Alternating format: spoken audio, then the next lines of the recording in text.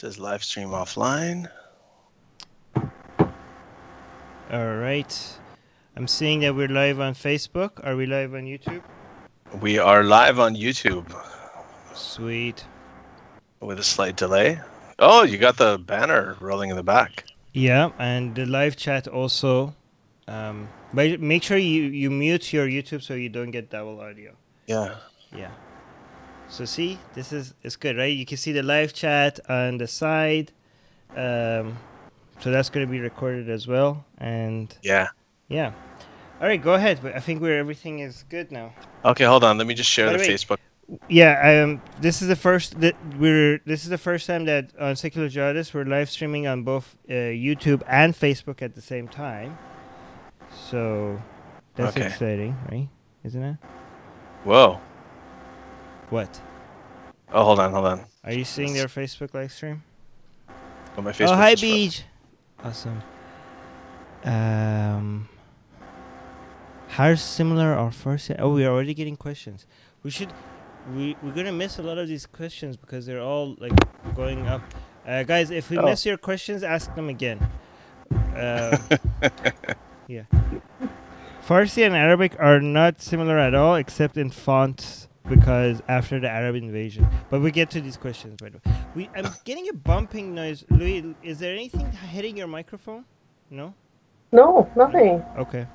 That's okay. Max, it's not my fault, okay? Don't blame me. Max is our audio guy.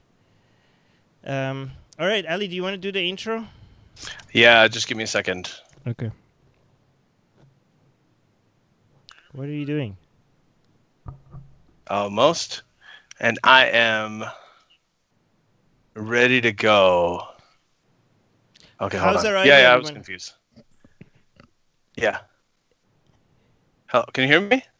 Yeah, I can hear you, but I'm just wondering if the people on the live chat could tell us if our audio is good or we need to fix anything. Anybody too high, anybody too low? Let us know. But go ahead, Ellie. All right. Okay, hold on.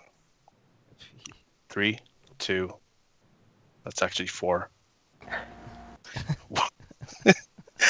Welcome everybody to our monthly public live stream of Secular Jihadists for a Muslim Enlightenment. My name is Ali Rizvi. I'm really glad to do this. I always look forward to these.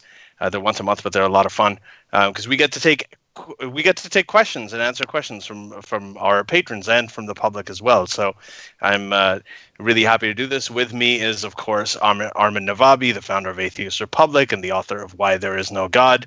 Hello. And we're co-hosts on this podcast. For new people coming in, it's called Secular Jihadists for a Muslim Enlightenment. It's a fantastic podcast. It's a lot of fun. And one of the reasons that we do this is that we have many patrons who support us. So if you want to become one, by the way, you can go to secularjihadist.com and become a patron. And if you do, in our case today, we have a guest host with us. And this is one of the benefits of becoming a patron. If you become a patron for one of the tiers, you can join us on one of these public live streams. And today we have, I was really happy to see that you joined us today. Lois Edwards. I just met her recently when I was in Calgary for the Alberta Secular Conference. And I've seen you over the years at many of the different conferences. You go there all the time. So Lois is a patron. She also has a history of being, a Christian fundamentalist family that you came from. That's right. That's right. And you did a degree in physics, and then after that, you got your PhD in biophysics. Right. And so just quickly, before we get to the questions, just tell us a little bit about yourself, and then we'll dive in. Well, you've covered the main things. I was born in it's called the Church of the Nazarene, very small denomination, very, very, very fundamental. And stayed with them, went to a Nazarene college, went to grad school, started teaching in a Free Methodist college, which is very, very similar. And I guess throughout my whole life, I had little doubts, but I just kept, pushing them aside and not letting myself think about it. But my experiences when I was teaching at a Christian college, were such that I couldn't deny it any longer. Right. And so, of course, you can't be on the faculty of a Christian college if you're not a Christian. And so I had to leave. And I moved up to Calgary, Alberta, and have never looked back. Life is good. Well, it's really, really good to have you here. Armin, sorry, you had to say something? Just to be clear, not the co-hosts that we have on our Q&A sessions, it's not, you mentioned it's for our patrons. It's only for our Jew lover patrons and all. Oh. Yeah. So yeah, we do have different tiers, by the way. So our entire patron system is based on the idea that we're being supported by the Zionists and being funded because that's one of the most common accusations that we get, that the Zionists and the Illuminati are supporting you. So one of our tiers is called the Jew Lover tier, and if you become a patron at that tier, then you get the opportunity, like Lois said today, to join us on one of our public live streams. Some of our patrons, one of our patrons mentioned in the private Facebook group that we have for our patrons that they can't share our podcast because they think that we might be backed by Zionists and stuff because of our intro but like I'm pretty sure that it's obvious that it's a joke. I'm not sure if anybody will actually think that we're being serious, that we're being funded by, I don't know, like... in this day and age, I think you have to clear that up because people tend to take a lot of things seriously. I don't think that's people... That's why we have the eating babies. Like, that's why I made sure... Right. Like, that's why we put the eating babies, because even if there's 1% of people that were like, really? Are they actually backed by Zionists? So the eating babies should clarify that this was a joke. But apparently, one person said, like, actually, they might think that the eating babies part is also serious. I don't know. Yeah. Okay. That said, if there are some Zionists out there who want to fund us, we welcome you. Please, thank you very much. I keep waiting. I keep waiting for them. It's never all right. But anyways, let's get to the question. Oh, somebody. They're already coming in. I should have saved all the questions. We have to scroll all the way up to find the questions. I already saw some questions regarding Jordan Peterson. Let's get to Javi Coca first. I'm at the top. So okay. Javi Coca says, honest question. How much do you love or hate Twitter? Links to the thought that often comes to mind about you. Do you sometimes get discouraged doing this kind of work? From the outside, it looks potentially pretty emotionally draining. So you want me to start with this, Armin? Or? Yeah, go ahead. I really like Twitter. I enjoy it a lot. I think it's a lot of fun. And the reason for that, one of the reasons is that I don't get emotionally upset. If you get emotionally upset and really hurt by things that people are saying who you've never met and will probably never meet and who are a lot of times just anonymous and operating under pseudonyms, then you got to get out more. So the thing with Twitter is I use it as a broadcasting tool. I think it's a great way to get ideas out. There are certain people that I follow, I like interacting with. I think it gives you access to a lot of people you wouldn't have access to otherwise. It gives you a good pulse on how people are thinking out there, including the negative and the positive. I only have one person on my block list. And this is a person who kept on spamming, and all I saw them, and it wasn't really for any other reason. They just kept on spamming, and all I would see was tweets from them. So it was a nuisance.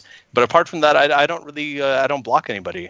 I've muted a few conversations that had about 46 people on them or something. But apart from that, I don't really mute a lot of conversations either.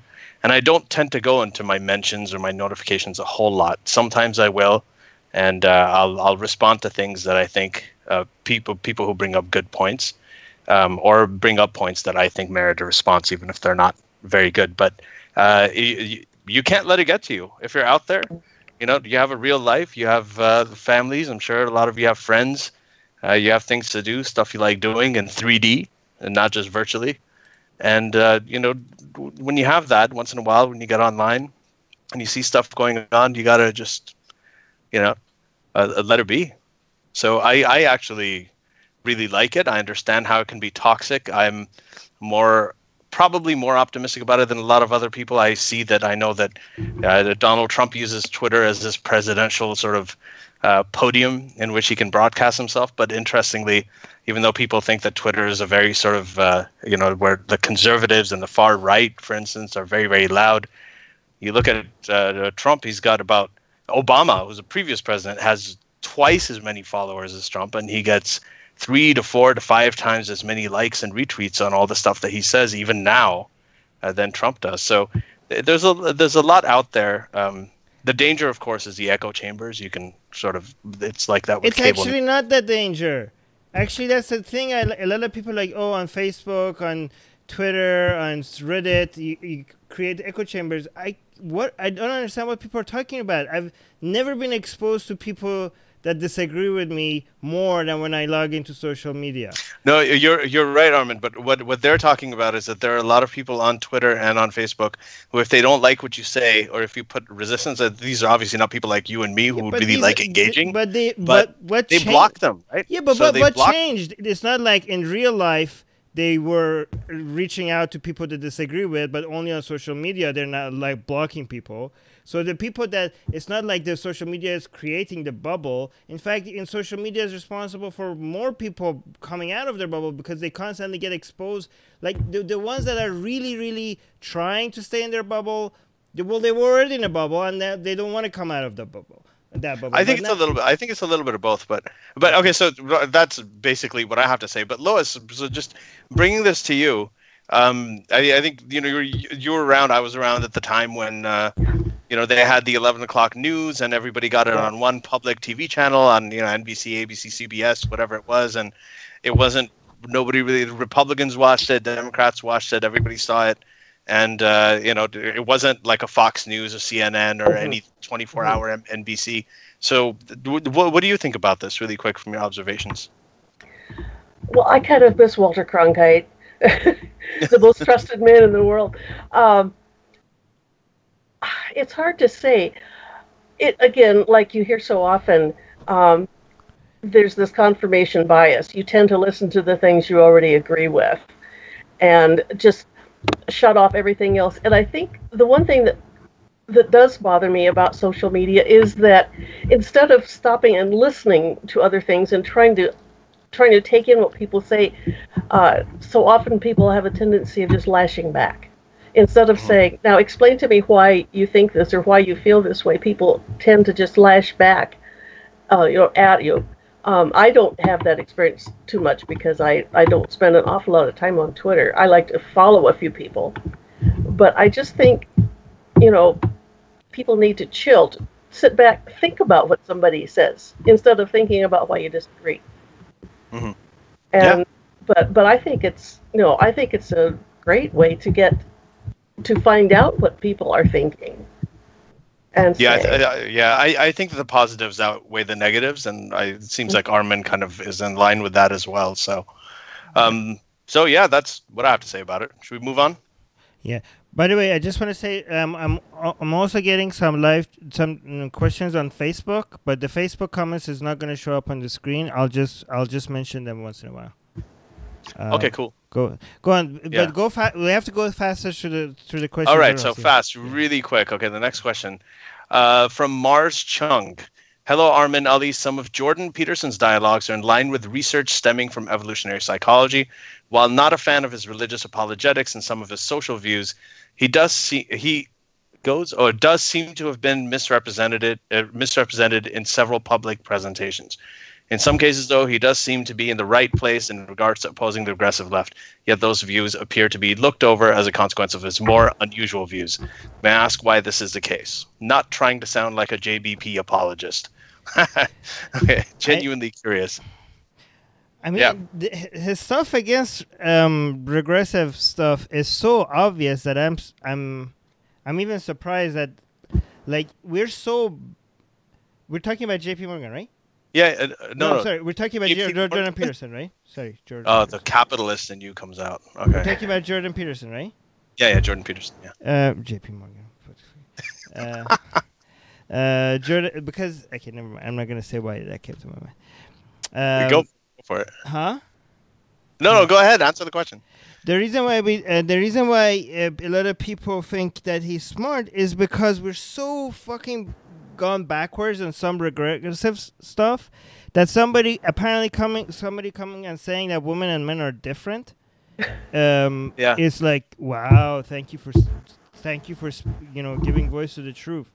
Like anybody that knows anything about biology, I mean, do really people think that we're the only species of mammals that men and women and females and males are exactly the same in behavior? Like, is that, and somebody pointing out that that's not the case?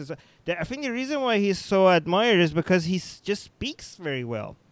But none of the stuff that he says that are true are... It's original. Or something that is new or something that is amazing, like something that is people will be like, oh wow, that's very interesting or very intelligent. Everything that he says that is true is obvious, and 90% of the stuff that he says are absolutely meaningless. Is just words put together. It's word salad, but but just presented in a way that sounds very intelligent, right? Presented in a way that sounds very profound, but once you start dissecting it, you just see that there's really nothing there. I mean, that's my view of him. But I mean, it's who mentioned this? Daniel Dennett. He called these kind of sentences deepities. You know what I mean? Deepities, yeah. Deepities, yeah.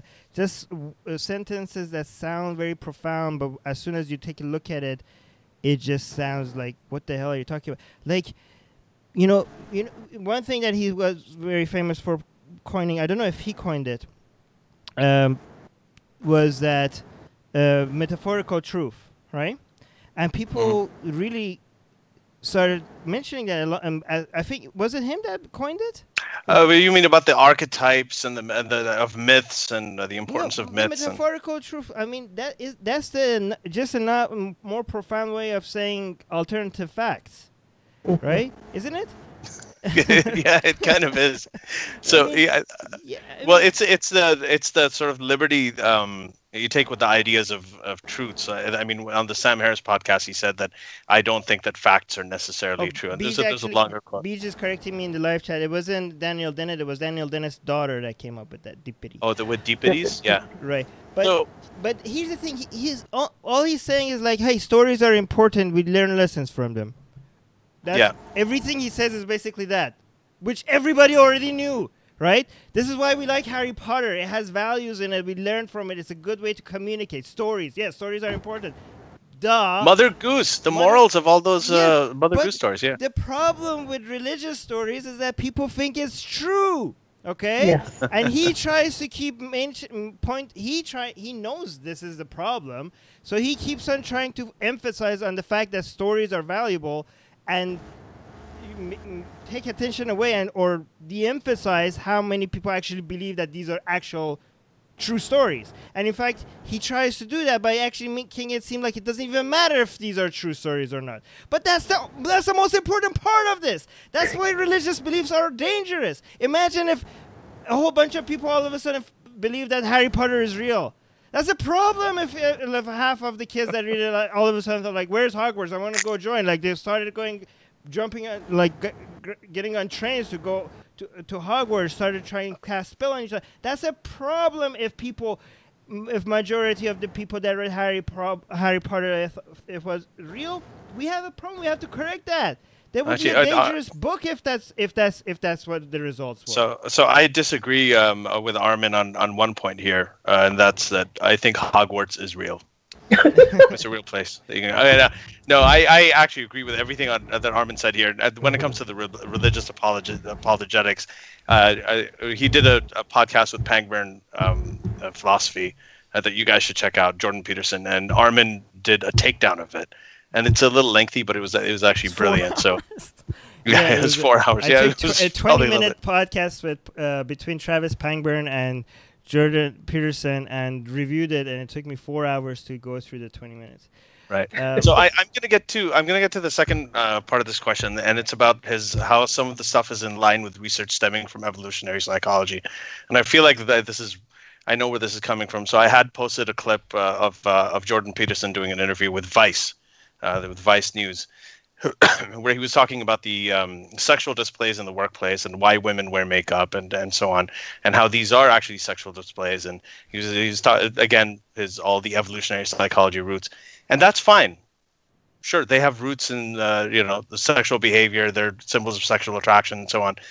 However, what he went on to say is the interviewer wanted to clarify his views. So in an attempt at clarification, he asked Jordan Peterson, he said, so do you think that a serious woman who wears makeup in the workplace and also does not want to be sexually harassed in the workplace, do you think she's being somewhat hypocritical?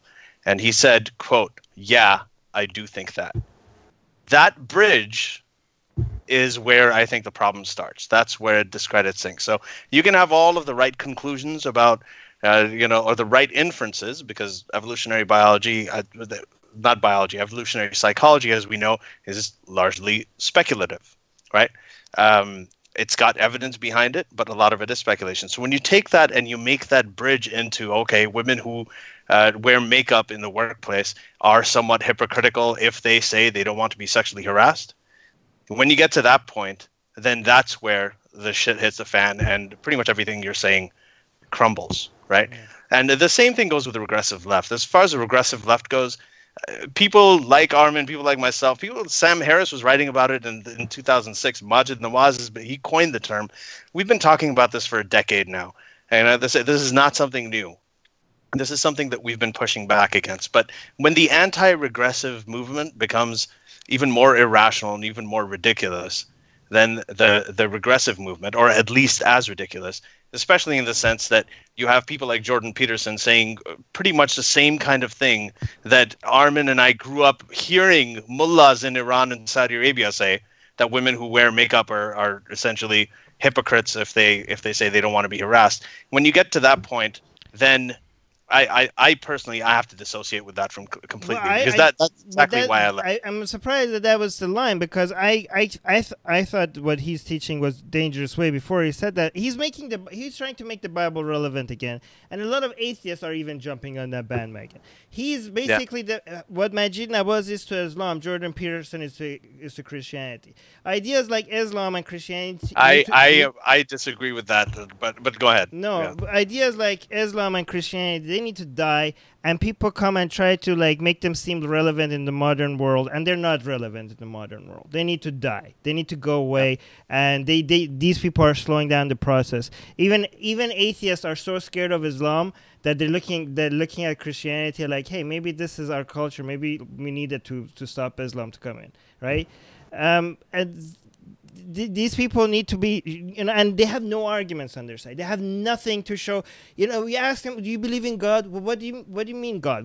What do you mean what I mean God? You know what the fuck I mean by God, right? They even ask him about dragons. Do you think dragons are real? Dragons are real if you mean this. But that's not what I mean by dragon. You know what we're talking about, okay? Okay, fine. Yeah.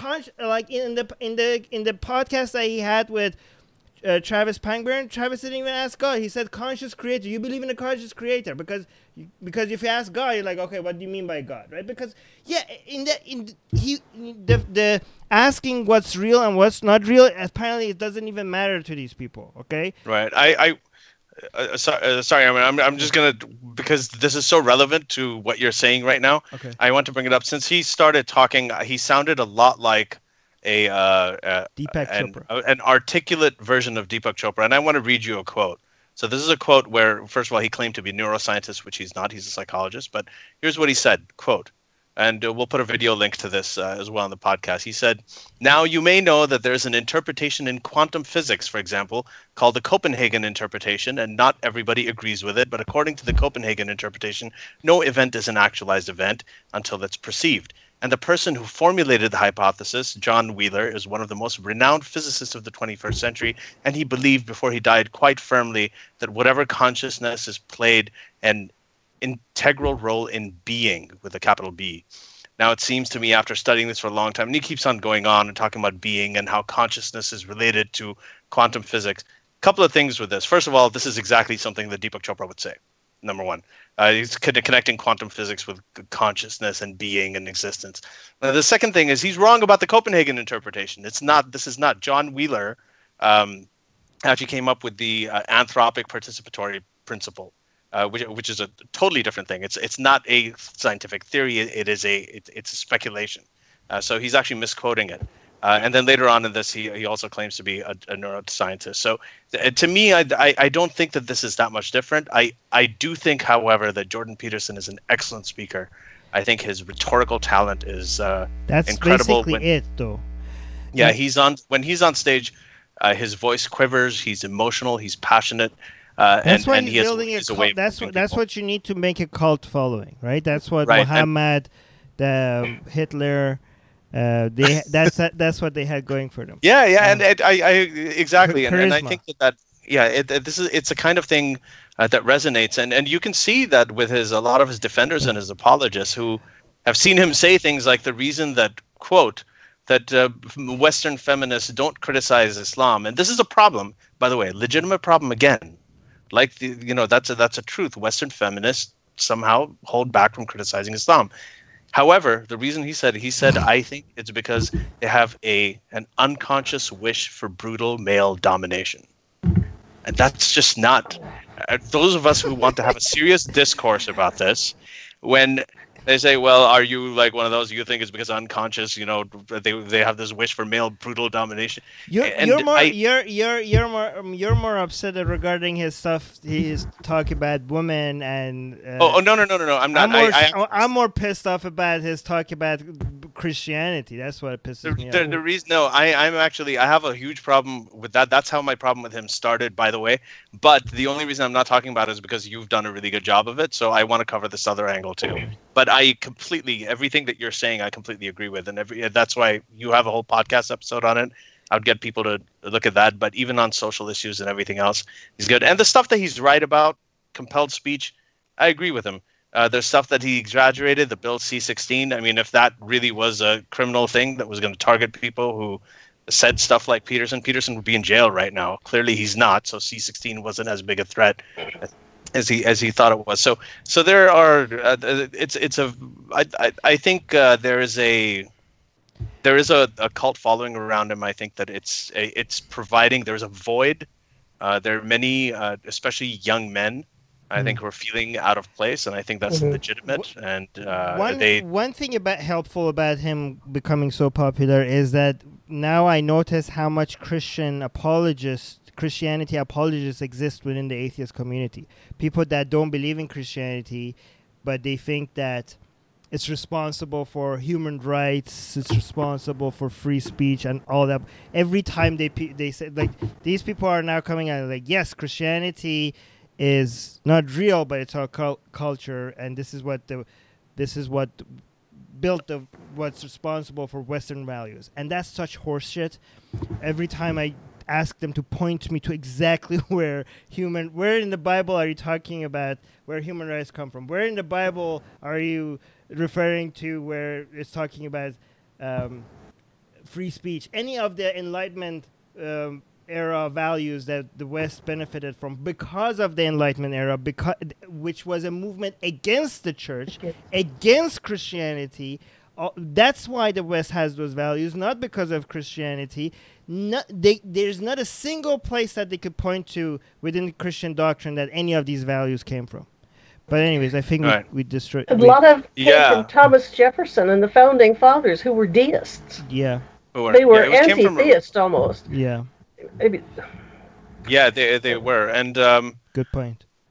Yeah, I think overall, I would say right now, Armin, what you're covering is good. And coming back to, I think, just really quickly, conclusion on the social, the social issues, and especially his views about women, which is really that drives me nuts, because that's what initially made me leave Islam and reject religion altogether. And I'm seeing this kind of thing happen with someone like Jordan Peterson, and he's like the Buddha for the incels, in a way. Okay. I'm not saying he's an incel. I'm not saying he encourages it, but wait, what was he? Yeah, okay. They do. They've been talking. They've been hailing him as he's a Buddha for the incels. It's funny how a lot of these atheists that are giving Christianity a little bit of a chance now are going back to conservative values of like maybe women shouldn't be promiscuous. Maybe family units are the way everything should be. Like thanks for this is what this is the true Christianity that you guys that I know and understand. You guys are going backwards in the progress that we made. First, and also Christianity is not responsible for the family unit. In fact, if you read the Bible, you see daughters raping their father and all that stuff. Lot. Right. Genesis 19. That's one of my favorite passages. Yeah, family. And Lot's daughters. Yeah, pretty much. But even the New that's Testament, where the Moabites came from. Even the New Testament, where Jesus says that you have to leave your families and follow Him. Right. Yes. Very. Yeah. Exactly. Whoever loves their daughter more than they love me, whoever loves their son more than they love me, they're not. Very family oriented. You have to hate. You have to basically say no to everybody except Jesus, including your family. And they say that's where family values come. That's a very good point. Good. Yeah. Yeah. So, anyway, let's move on from this. See, this is why we should have more of our patrons joining our. I love this. It's great. Yeah, it's good supplement. So where Mars said, read your book, Mr. Rizvi was. Oh, thank you very much, Mars. I appreciate that. Going go on. Read my book. Yeah, now go read Armin's. Why There Is No God. Yeah. Some Perobaization. Okay, I can't pronounce this. How similar are Farsi and Arabic? Quick question, Armin. You take this one. Well, original Farsi is nothing like Arabic, but after the Arab invasion of Iran, a whole bunch of Arabic words got mixed. Not a lot of Iranians that are anti-Arab try not to use them. That's why some Iranians don't even say salam; they say durud. But there's not that many of them. The similarity there's way more different. The similarities are just those. A very small percentage of the Persian language does have Arabic words in it, but so does Spanish, because Spain was also under Muslims for a while. But it's mostly non-Arabic words. The font changed though completely. So when the Arabs invaded a whole bunch of countries, they managed to change the language of those countries to Arabic, except a few countries. Turkey kept its language, and Iran also kept its language. But Iran did change the font to the Arabic font. So they're similar in the same way that, German and English are similar. So there's the same alphabet, the same font. But is that font the right word to use? No, it's the alphabet. Alphabet, yes. The same alphabet, but not the same, but completely different words, right? But a lot of people, it was the same thing in Turkey until Ataturk decided to Latinize the alphabet, because Ataturk, more than Reza Shah, more than Iranians, was anti-Islamic, so they went on full anti-Islamic when he was in power. So the alphabet even changed, but Iran kept the alphabet, but kept the language but changed the alphabet. There's a lot of pushback on the Arabization of the Persian language, even in history, even in many post Islam history of Iran. And one of the most famous ones is the poet Ferdowsi, which wrote the Shahnameh, trying to write an entire book of poetry without using Arabic words in it. And to a lot of anti-Arab Iranians, he's considered like a hero. And so many people consider, like for example, the anti-Islam Iranians at Nowruz, which is the New Year in Iran, instead of putting the Quran at the Hafsin, which is the decorations that you have at the New Year, they put the Shahnameh as the book that they revere the most, which is a symbolic book, which is represents, and because Shahnameh himself was trying to bring back, like he wrote, Ferdowsi himself was a poet that was trying to write about, bring back the same style of stories and poetry of Iran before the Arab invasion. So they consider him. I noticed that some Iranian YouTubers don't even try to also say that he was Zoroastrian and not Muslim. I don't know how true that is, but yeah, it's completely different. All right. Okay, so Beach Price is saying, "Wow, smart guess." So Lois, I guess that one's for you. So made a good decision to bring you here. Thank you. Now, from Robert Roberts, I enjoy your podcast. Thank you, Robert. How many North American Muslims actually would think you are funded by Mossad? I don't know. But if we were, we'd be a lot richer than we are right now. But let me tell you how bad this is. Whenever I post something, like I have a book which is very sympathetic to Islam, or even Hadith, or even the Quran. Well, not the Quran, but sometimes when I post quotes or pictures of books or websites, you always get that comment like, "Oh, this is a website by the Mossad, funded by Zionists." And like, dude, this is made by Muslims. This is a website that has all the hadiths there. It's not if you're using it, Armin, to show that Islam is wrong, this is a website that is made by the Israelis, right? Hey, listen, aren't all websites, isn't all media owned by the Jews, right? Armin? Isn't that the good? So yeah, I understand. But yeah, so that's I guess the answer to that. I'm tempted to get back at them and tell them, no, you must be a Zionist bot or something. Let's see if it happens. Just throw it back at them. Okay. So Harris Sultan. But just to be clear, it's way more common than I even imagined. Like I used to make fun of them because I thought there's this crazy fringe people, but the assumption that you must be funded by Zionists is so common.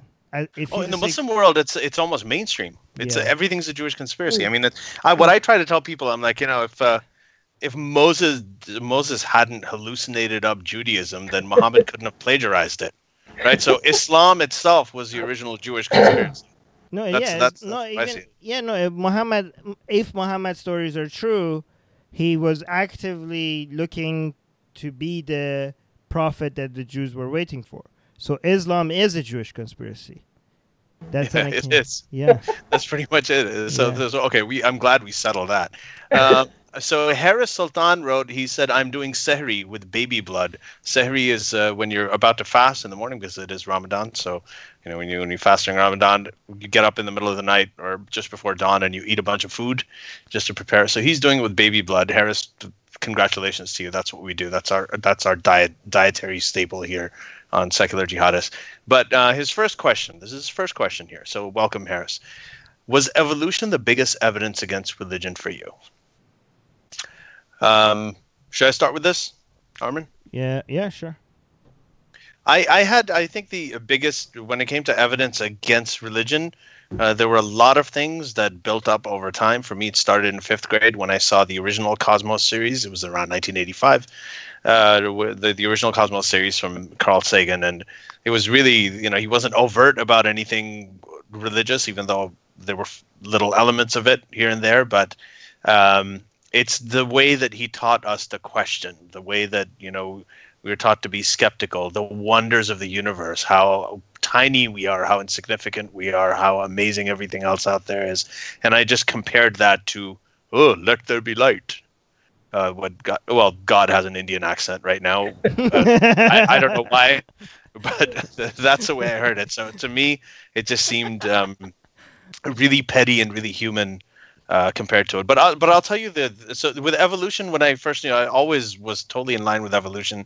The only thing is I had a view for the longest time, at least when I used to dabble in faith here and there, that was similar to that of Francis Collins, who's a great scientist and physician who headed the Human Genome Project, and was also actually Christopher Hitchens' doctor towards the end of his life, and he's actually one of those rare, brilliant scientists and physicians who's also a religious Christian. And he said that he does believe in evolution, but he thinks that God started the process in the beginning. So I didn't find that too hard to reconcile back then. I justified it to myself, even though now I know that it doesn't really make sense. But the thing that really turned it for me was when I read about, I read A Brief History of Time, and I read more about the Big Bang Theory. And my question was, I was like, okay, the Big Bang started, but who started it? Obviously God. But when I realized that the Big Bang was the beginning of both time and matter, and that time didn't exist at the time when the Big Bang happened, and therefore there was no such thing as before the Big Bang, because it's like you're standing right on top of the North Pole and someone tells you to walk north.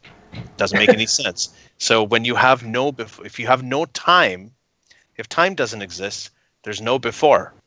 If there's no before and after, there's no cause and effect. So without time, there's no cause and effect. That relationship between cause and effect breaks down. And Einstein said that even if God existed and set the Big Bang in motion, he wouldn't have had any control over what happened afterwards, because the cause and effect relationship would break down. Now, what was interesting about this, I know that there are many other theories. There are theories that time is eternal, and there are theories that time started at the Big Bang. But we're so used to the idea of time existing that even when we say time started, or beginning of time, or at a time when there was no time, when we say we have to use this sort of temporal language that's related to time, just we can't even have a conversation about it properly. So it's very hard for the human mind to grasp. And when I saw that, and I saw that there's actually evidence for this, right? When you have when you have increased gravitational increased gravity, time slows down. When in space, where the GPS satellites are, time moves a little faster, so we have to correct for that, otherwise all our GPSs would be off. I mean, this is something that is factual. The time ticking at different rates depending on how much gravitation there is. This is something that we know there's evidence for, whereas all of the other stuff that was mythical but kind of made more sense, that someone created it and there was a first cause, it would seem easier to grasp for the human mind, but there's no evidence for it. And that blew my mind. And I think that's the one time that I realized that religion, even though this scientific theory about the Big Bang may not be complete and may be building, and we're going to find out a lot more about it, compared to the claims of religion, this just completely blew my mind. Again, religion felt better. Because we have more questions coming. Hey, we're talking about the beginning. Could I jump in on that just really quick? Yeah. Science was always my passion all my life, even when I was a fundamentalist. And the Christian college where I taught, the entire science faculty considered themselves theistic evolutionists, and totally accepted evolution. And for me, I just whatever I learned in science, I was in awe of, and just kind of, oh, okay, that's how God did it. For me, my final sort of thing I couldn't get past, and caused me to leave religion permanently, was it didn't work for me here and now. I mean, prayer didn't work, and that was it. I mean, it wasn't theoretical. It wasn't the Bible or science. It doesn't work. And that's why I left. Yeah. For me, it started with history, because when I studied history, it seemed like it was like religions kept on copying each other and evolving based on each other. So I was like, is my religion different from these other religions? My religion was probably copied also from other religions, right? It seemed like pretty obvious at some point after reading the history of religions that they just evolved based on the political need at the time, based on the traditions and stories or whatever the folk there is in around the area. Just keep taking the stories, and it just seemed pretty obvious that it just evolves based on what's needed, right? But what really, I mean, I don't know if a lot of people don't know this, and in Iran, evolution is part of school teaching. Like, I didn't even know before for a very long time that this was something that was disputed by some other people. Like, Iran is a very religious country, but they accept evolution, and everybody learns about it in school. But for me, when evolution wasn't something that changed my mind, but the Miller experiment. Do you guys know about the Miller experiment? No, go ahead. The one that I don't know if that's the guy that showed that you could actually turn inorganic material to organic material. Oh yeah. Because for me, like, I looked at like, oh, okay, so you need something for the first cell to appear. But then we learned about the primordial soup. Like, okay, but you can't just get from inorganic to organic.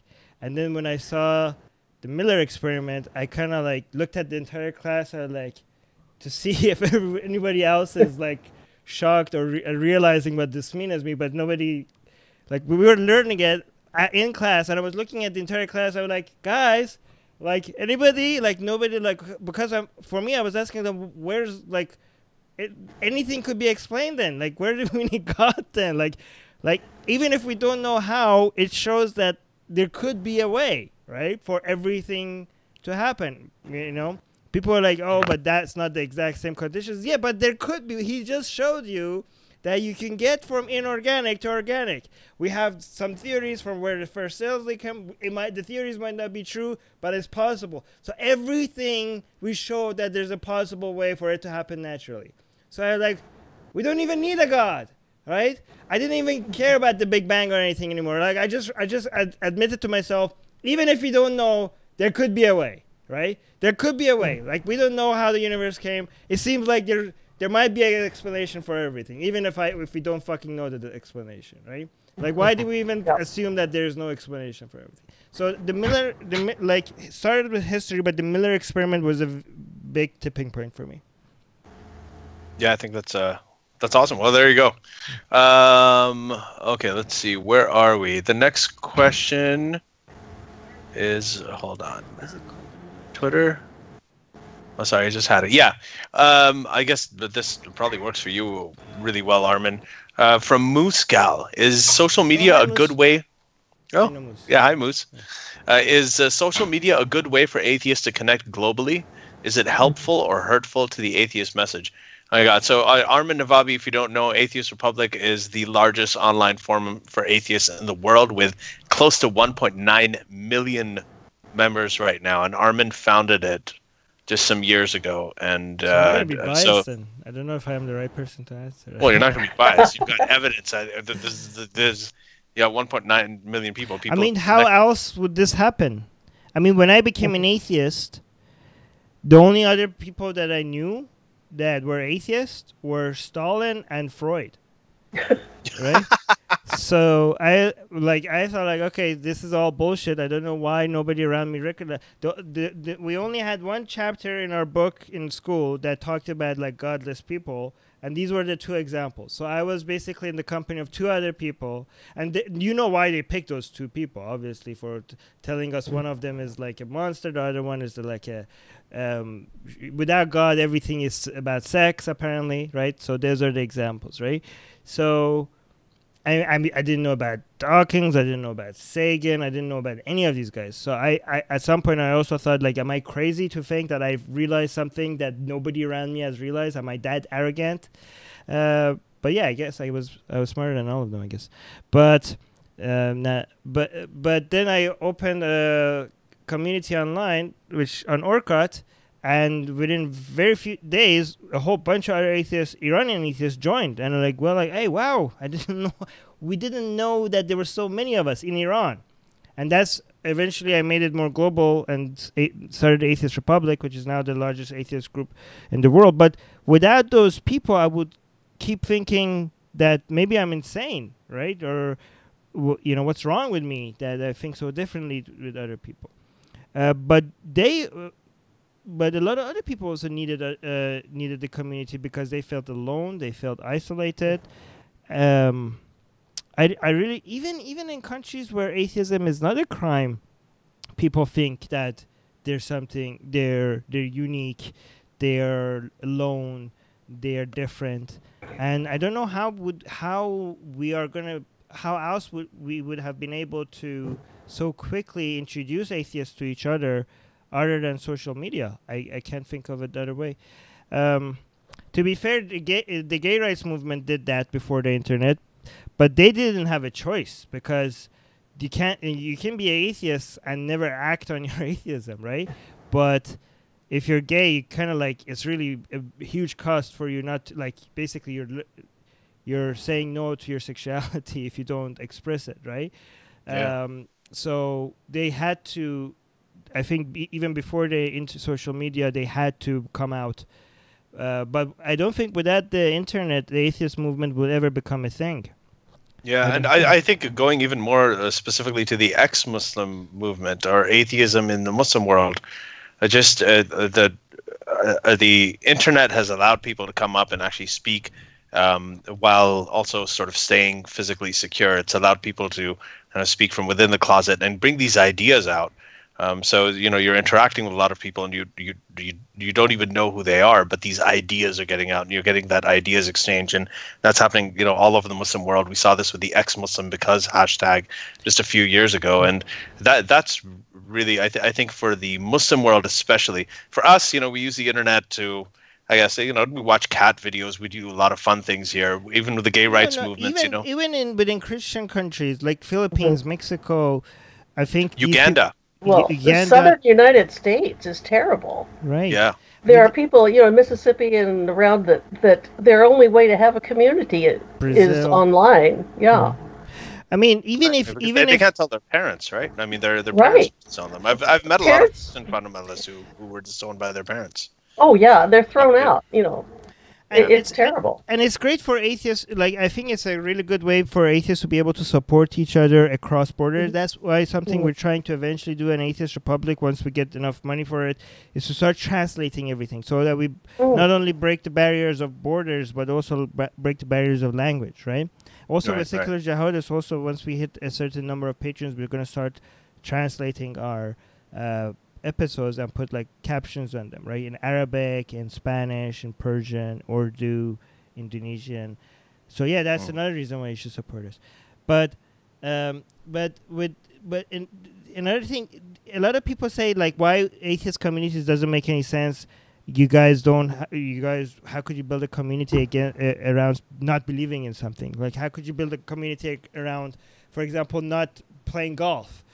I was like, well, you don't need to make a community around not playing golf unless not playing golf becomes a crime, unless tennis becomes tennis becomes illegal, right? Unless all other sports become illegal, unless golf becomes the official sport. Kids are forced to learn golf from childhood. Or they say they're gonna kill you if you don't want to play golf. Yeah. Or if you don't, women have to always wear golf attire. Golf cars are the only cars that you could drive in the streets now. Then at that point, it makes sense for people that don't want to play golf to get together. I'm getting an image of this world, and I'm thinking. At that point, I think it makes sense to build a community of non-golfers, right? It doesn't even have to be that extreme, because there are people that live in, again, communities that are extremely fundamentalist Christian, and they can feel horribly alone.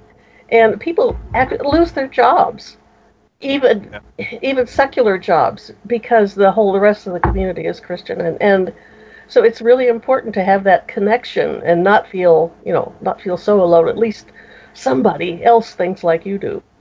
Right. Yeah. No, but I think, and again, if you're an atheist, you don't have to be part of the atheist community, right? That just the same way that you could be gay and not part of the gay rights movement, right? But I don't think having a movement means that we're redefining atheism. Atheist movement is separate from atheism. Atheist movement is about thinking that atheists should not be discriminated against. Right? It just the same way that the gay rights movement is not redefining what it means to be gay, because you could be gay and not part of the gay rights movement. The gay rights movement is a movement about thinking that you shouldn't discriminate against gay people, right? And another reason why it's good to bring atheists together is to also remove some myth among atheists. A lot of atheists sometimes claim that, if you're an atheist, you must be smart, you must be intelligent, you must be for gay rights, you must be not a racist. And like, no, meet each other so that you guys don't have the superiority complex either, right? It's good that a lot of atheists meet each other and they realize, I thought most atheists are leftists, and they meet a whole bunch of right-wing atheists. Right-wing atheists meet left-wing atheists. You meet atheists that you don't like. And I think that's good, because we don't want to turn to a tribe. So the fact that there's a diversity in views is good for us to introduce these diversity of opinions to each other, so to avoid tribalism, right?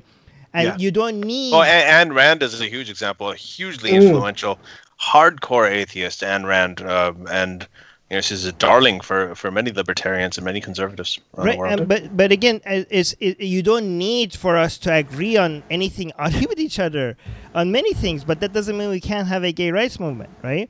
I mean, a lot of people are like, why should build a community? We don't agree on anything other than a lack of belief in God. Well, okay, the atheist movement is based on a different belief than that, based on the belief that atheists shouldn't be seen as inferior. I don't want to claim that they're superior, right? Don't because that hurts our cause. We're just trying to become equal. We just don't want to be treated less than other people. We don't have to aim for telling people that we're superior to religious people. Because even though we are. No, I'm kidding. Go on. Yeah, here's the thing. We are in one question, we are. but we got one question right? But we probably got a whole bunch of other questions wrong. I don't know what beliefs I hold that are wrong, right? Yeah, there's a lot of mistaken atheists out there about a lot of things. I also want to say that I completely, sometimes people use the terms like they call me an anti-theist and they call me a new atheist to as if it's a bad thing. I think those are great terms. I'm very, very happy to be called anti-theist or a new atheist. Some people don't like the word new atheist. Like Lawrence Krauss didn't like it because atheism hasn't changed. New atheism is not it's not a term on what atheism changing. It's about the movement changing, right? New atheism is a term about them on the movement, not on speaking out loud. Yeah, it's about speaking out loud. Yeah. So anyway, so let's move on. They're talking about atheists coming together and atheists speaking out around the world. A question from I think both Beej Price and River has also talked about this, and BI also. They've been talking about Sharif Gaber. Sharif Gaber is a brilliant atheist YouTuber from Egypt, and he does a lot of videos in Arabic. Do we lose? She's froze. Oh, Lois, are you there? No. It's okay. I'll reinvite her. You go ahead. You go ahead and introduce Sharif. Oh, I think she showed up again. Or she may be. So there's so this question about Sharif Gaber. So he is just a brilliant Egyptian YouTuber who does his YouTube videos that are about skepticism. He challenges basically Islam and religion in general, but mainly obviously focuses on Islam because he's Egyptian. And he has recently been he's gotten into trouble, and I don't think anybody knows exactly what's going on, but he had tweeted that he had been reported to the authorities, then he'd been taken in, then I think he'd been released, but then recently he wrote something really dire that he's not in good shape. That's the last I heard of it, but I know that I think it's Amnesty International and some other organizations are talking about getting him freed. So he's an atheist, and purely for speaking out and making these YouTube videos and being and just doubting Islam and speaking out against these ideas in Islamic doctrine, he's facing legal consequences in Egypt, and this is unfortunately all too common a story in much of the Muslim world. If there is we'll actually put the link here too, and I'll make a note of it. There's a place where you can go and you can help the effort to get him released. So anybody out there who can do that really should, and we are definitely taking up this cause. Yeah, he's been silent for a while. His last post on Facebook was not very encouraging. We made a petition on Atheist Republic for got a lot of support. If you guys want to go find it, just search for it, you'll find it. But he's I'll put a link to it. Atheism is illegal now in Egypt, which is fucking weird, but it's going backwards. But anyways, yeah, we covered okay. So I'm just making note that. Okay, cool. So let's move on. Trent Bell asks, "Are you?" Oh, Trent Bell asks. Yeah. Oh, welcome back. I'm glad you're here. So Trent Bell asks if anti-regressive is so obvious. Oh, this is, I guess he's talking about what you said earlier. Yes. If anti-regressive is so obvious, then why are most of the Democrat leaders regressive? Because they're appealing to their audience. Mm-hmm. Exactly. Yeah. So what they're doing is, if you want them not to be regressive, then you start talking about all of the stuff that we've been talking about. This question makes it sound like people are smart. Like you could ask the same thing about religion. Why are most people religious? Yeah, why are most people believing God? People believe in nonsense. This is where what Armin is saying about organization is so important, because we can say we're not a religion, atheists don't need to organize, but the problem is that we kind of do, because the atheists are actually, it's the second largest group, if you want, quote unquote religious group in the United States after Christians. That they're massive. Okay, it's about the nuns, or NONES, not NUNS, on surveys are they number like among millennials. Actually, it's over 35%, I think, if I recall correctly. So it's if there is an organization, if this is something that can have some political influence, then these things can change.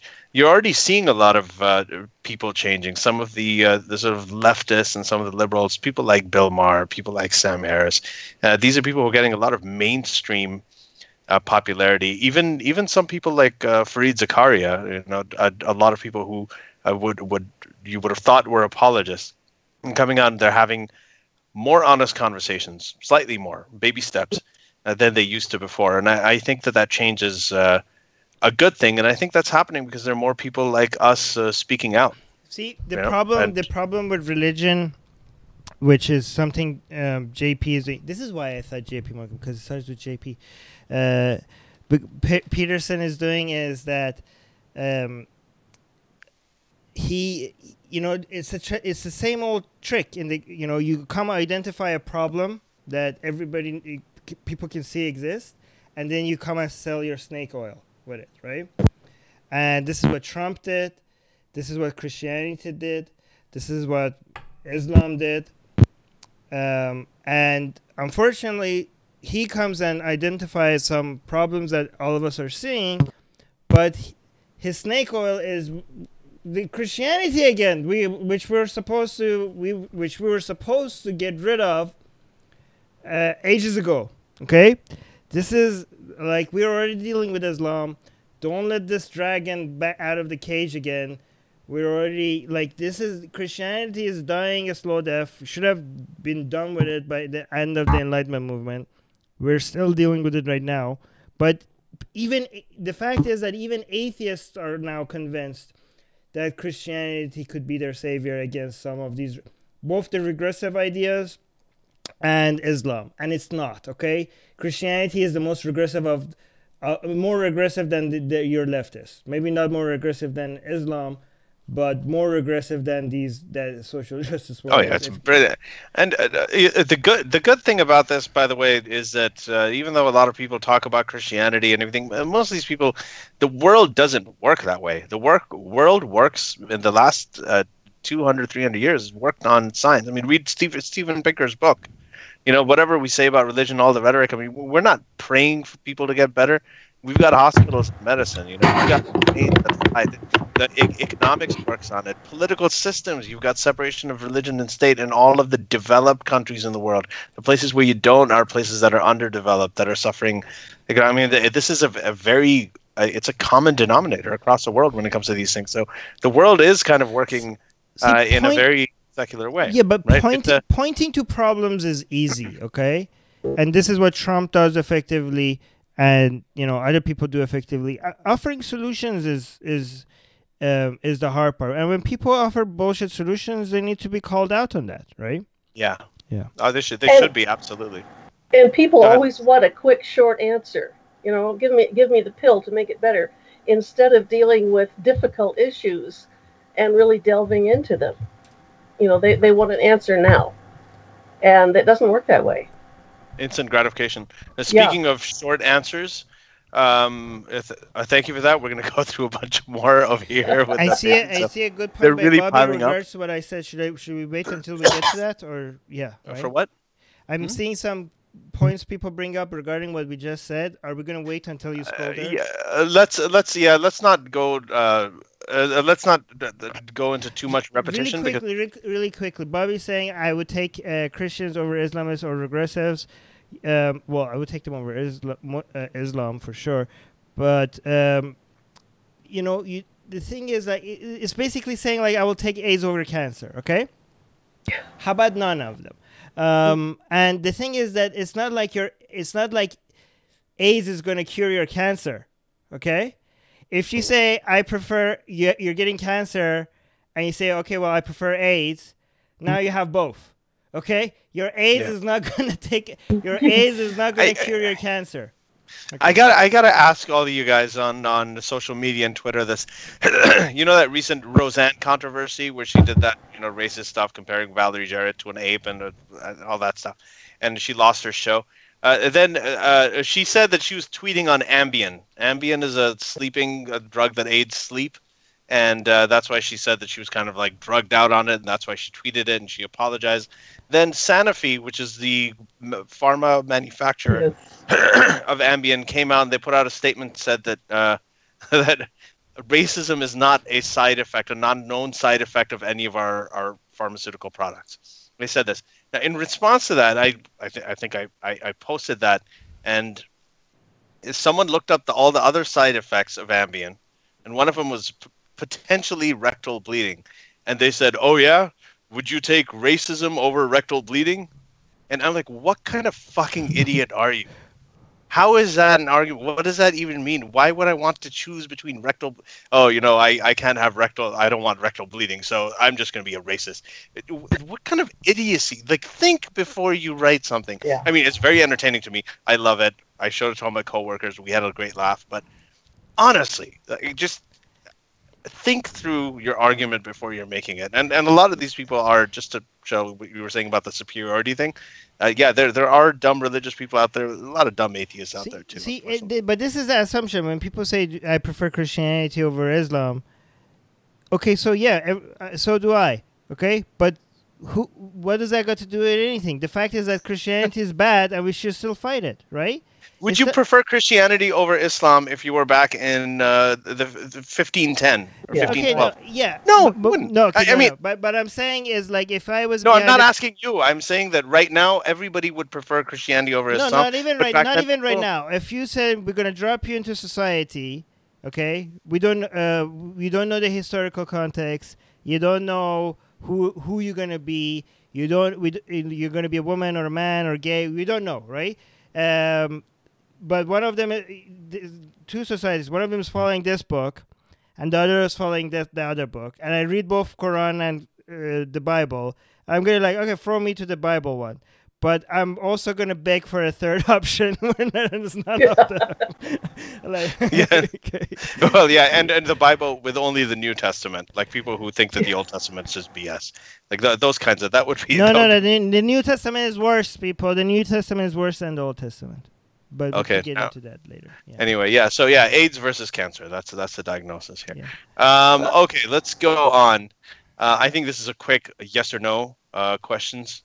Oh wait, I gotta say, someone said, "Bi, you critique Peterson, but you provide no alternatives to chaos."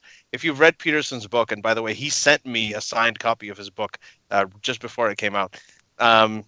He talks about order being the masculine and chaos being the feminine. Alternatives to chaos, alternatives to women. I really am not looking for them. Anyway, alternative to chaos. What is that? What are you guys talking about? It's Peterson talk. It's in 12 rules. What about the rule of law, the secular laws, the Enlightenment values? There's the alternative. Okay. Yeah. Armin, it's obvious. Don't worry. It's just anyway. No. There's people are asking us questions. No. I thank you guys for asking questions. These are our answers. Don't take them personally. We're just having a conversation. Take them personally. Okay, take them personally. And write more questions. Okay, Matt Hems. If children were taught that Jesus and Muhammad were fairy tales and Jack and the Beanstalk was religion, could anyone really tell the difference? This is the argument I used to make to my parents when I was a little kid, and I completely agree with you. Nobody can tell the difference. Can you tell the difference? I could tell the difference. One of them is more interesting. In fact, I think Islam is so much fun if you don't believe in it. I really do think is like people have what they're saying. One day people are gonna look back at Islam the way they look at the Vikings and they look at the Mayan religion, and they're gonna enjoy it, right? Yeah, Armin. What they were saying was that if you were taught that all the stories of the Quran, the Bible about Solomon and the ants and the staff turning into a snake and all of that, and then you take Mother Goose fables and Jack and the Beanstalk. Is there much of a difference? The answer is like no, not really. The only difference is one of one has a goose in it, the other one doesn't. What are you they're very different stories. Jack and the Beanstalk has a better moral to it. I think that's the answer. Forget morality. None of them has good morals, but it's like okay, the way if you look at Christianity, right? If you go read Bart Ehrman, then you see, wow, this is actually pretty cool. Like these verses, where did they come from? Who wrote this? Why did it change here? Like, what was this?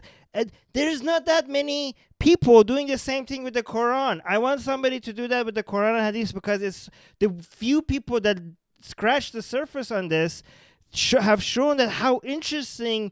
It's like investigative detective work, right? And like, where did this hadith all of a sudden pop out of? Why did this Khalif all of a sudden endorse this hadith?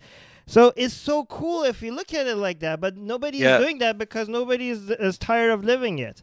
So this is something Armin and I have talked about before, how we really, and if you listen to our podcast with Imtiaz Shams is the British ex-Muslim who's involved in Faith to Faithless, a brilliant guy, and we had a great discussion about this, that Islam actually is a lot more fun to read about and to learn about after you stop believing in it. Yeah. And right now, I want to plug this. There's a German scholar named Wilfred Madelung, who I've been reading quite a bit, and he's got some really, really interesting and innovative views on Islamic history that I think are a lot of fun. Against what Jordan Peterson says, because he makes it seem like the believing part is not that big of a deal.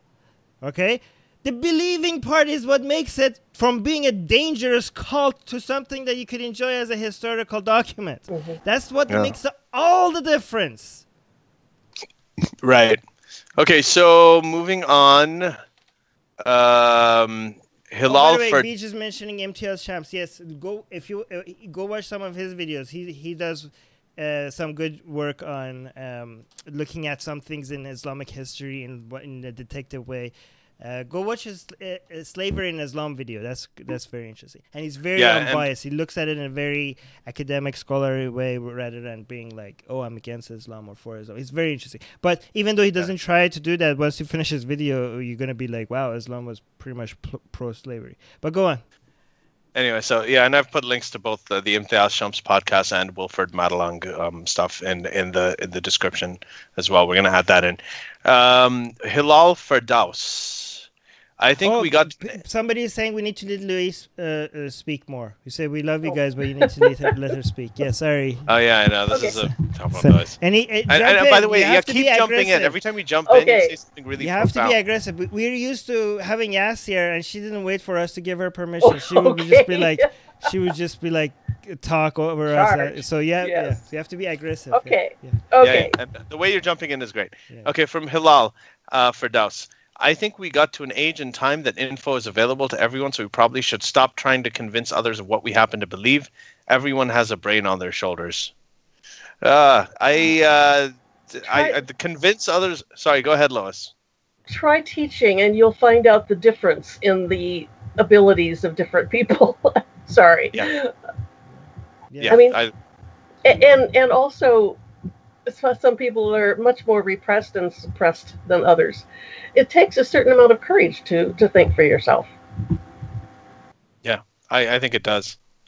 Yeah, and I think that a lot of it is, trying to actively convince others. There's a place for that. Another thing is just to sort of be who you are by example. Speak out and say what you think. And, at least that's what I was doing. I mean, I try to convince people in person when I talk to them one-on-one, but I just write about what I thought. And I think that's a better way when there's less pressure. But I think it is important. I've seen a lot of evidence over the last 10 years of people changing their mind and responding to a variety of approaches. Some that are more aggressive, even some that are sarcastic or mocking or condescending. Some people respond to that really well. And there are other people who respond to rational dialogue. Other people respond to storytelling and emotion. I mean, there are many different ways to get things out there, as long as the truth is a common. I was going to just say that. Just be honest to people, okay?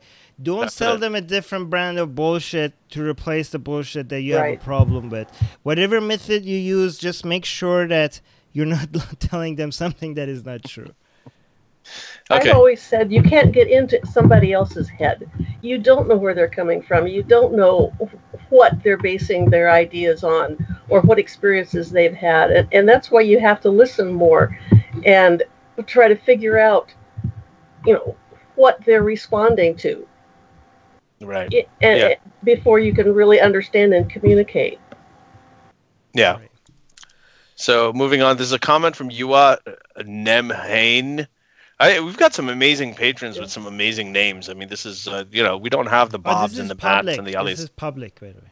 Yeah, I like it. Our Q&A live streams are public. Our Right. guest shows are private to patrons only when it goes live, but our Q&As are public. Go on, sorry. I guess, this is more of a comment. Excellent point about the Peterson types, Armin. Imagine my surprise when I discovered I'm a new political class this week. I'm apparently a far-right classic liberal. So, classical. Yeah, this person is apparently now been labeled a far-right classic liberal. By who? By Peterson? I don't know. Probably somebody on Twitter. But yeah, that's I've gotten that. Are you a classical liberal? I don't care anymore. This liberal, conservative, left, right. It's not. I care. Don't let them steal liberal from us. This is right. what the feminist movement lost. They lost their label, right? I'm not talking about the categorization. I'm talking about people putting these labels on you and saying who you are. As we've said on this podcast, we've been called Nazis, and we've been called stealth jihadists, and we've been called, far leftists. I've been called regressive left. I've actually also been by some people called alt-right too, which is amazing. It's like you're with the alt-right people. There are people who actually thought I was a Trump supporter, which is really bizarre because then I'm like, oh shit, my Twitter feed isn't getting out enough. So it's I don't know. People look at one thing you say and they label you all kinds of different things, and I think that's probably a good thing because that means that I don't think any rational person can align themselves with one side completely. That I have really? to be. You can't be aligned with liberal values. What? No, not liberal values. So tell me one anti-liberal value you have.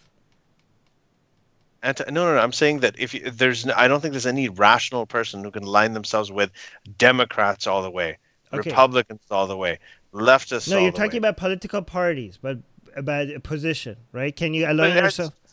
But no. Yeah, do you have any values that are not liberal? Because you might. Yes. So here's a problem with the word liberal in general is that in the past Republicans were the liberal ones, right? Liberalism, no, forget classical Republican. liberal. You're thinking too much U.S. Okay, politics. forget about Republicans. Yeah. Forget about Republicans. Yeah. But pretty much everybody in the U.S. that both of the parties, all of that conservatism and liberalism, were both liberalism, right? Liberalism was basically the philosophy. Forget U.S. politics. Yeah, but so out of the stuff that came out of the Enlightenment, those were the liberal values. Yes. Right? So and people when they say classical liberal, it's not just that. It's even narrower. What that means is classical liberal also has economic implications that economically you're conservative, but on everything else you're liberal. So there are all these the semantics of this. A lot of it is now a semantic game to some extent. But if you're talking about Enlightenment, liberal values, all of that, I completely I'm aligned with pretty much all of it.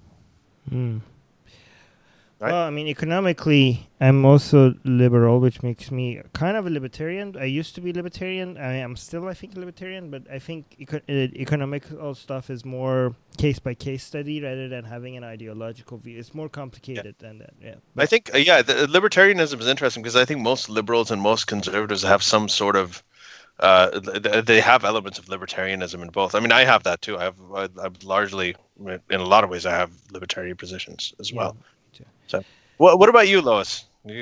Well, it's kind of interesting when you're raised in a fundamentalist Christian home. You're taught to be, well, again, this is in the U.S. Republican or conservative, and for years I tried to stick with that, but it didn't work. And then when I finally realized that it was all a bunch of that religion was a bunch of nonsense, I found myself changing dramatically in accepting the liberal values that I always had.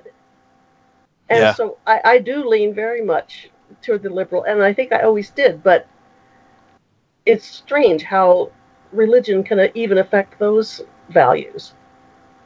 Yeah. Right. But I definitely lean toward, I guess I would say classic liberal, yeah. Okay. Yeah, well, now you're going to be marked as far right when you mention classical liberal, you're going to be far right by all of Well, if I'm far right compared to the regressive left, I'm okay with that. There we go. That's a good quote. I like that too. Okay.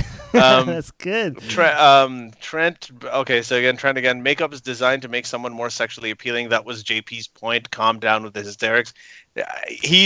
That was not the point. Makeup is designed to make someone more sexually appealing. That's fine. But what he said later was that a serious woman in the workplace who wears makeup but also complains about sexual harassment is being hypocritical. That was the point. That was a problem, and I think that deserves the hysterics that it's getting. No, yeah, that's that. I mean, Ridiculous. everybody That's a Mullah quote. Is just because you want to be more sexually appealing doesn't necessarily mean you want to have sex with anybody. Exactly. Right? I just want to say appropriate, like evolutionarily, the things that make you sexually appealing, makeup, whatever is makeup, and he talked about high heels, he talked about other things like that. But what is it that makes males sexually appealing? People are talking about men wearing suits.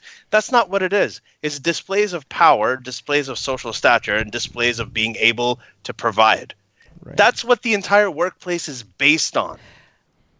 Okay? So if we were talking about what's appropriate as a sexual display, or the things that attract mates, I mean, pretty much every man out there would be out of a job every time he asks for a promotion. Anyway. No, I mean, okay. So every guy that goes to the gym, if they get raped by a woman they find unattractive and they don't want to have sex with, they shouldn't be complaining. Because why did you go to the gym? Ooh, you're gonna get a lot of crap for that one. Well, I've got to throw in that my problem with, well, one of my many problems with Jordan Peterson is that he makes these blanket statements. This is the way it is, and he doesn't leave any room for anybody to think anything else. And if you say, approach it a little more gently, it appears that, or there is some evidence to show that, and then make a statement. But he comes out with these, it's impossible to stop smoking if you haven't had a mystical experience. I mean, he doesn't leave any room for anything other than his position. Yeah, that's because psychologists aren't really scientists anyway. That's right. Yes. Yeah, someone's gonna quote me on that. Anyway, I think they have. Anyway.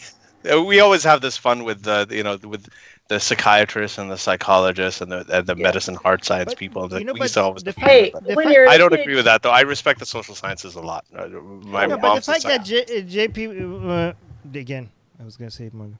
I have a finance degree. That's why whenever I hear the word JP, I always have to follow with Morgan. So whenever the fact that he says such nonsense and people clap, for me it seems like it shows that, like, I'm skeptical towards the average now psychologist. What is he, psychologist or? He's an evolutionary psychologist. I think like if this guy is so celebrated and he gets away with saying these things, then if I ever need like an actual psychologist to talk to, then I'm gonna like, well, he's so big and he's speaking nonsense. Then why should I trust you? It's making me skeptical to the whole. I don't know. Like this is, I'm scared because I don't want to be anti-expert, kind of.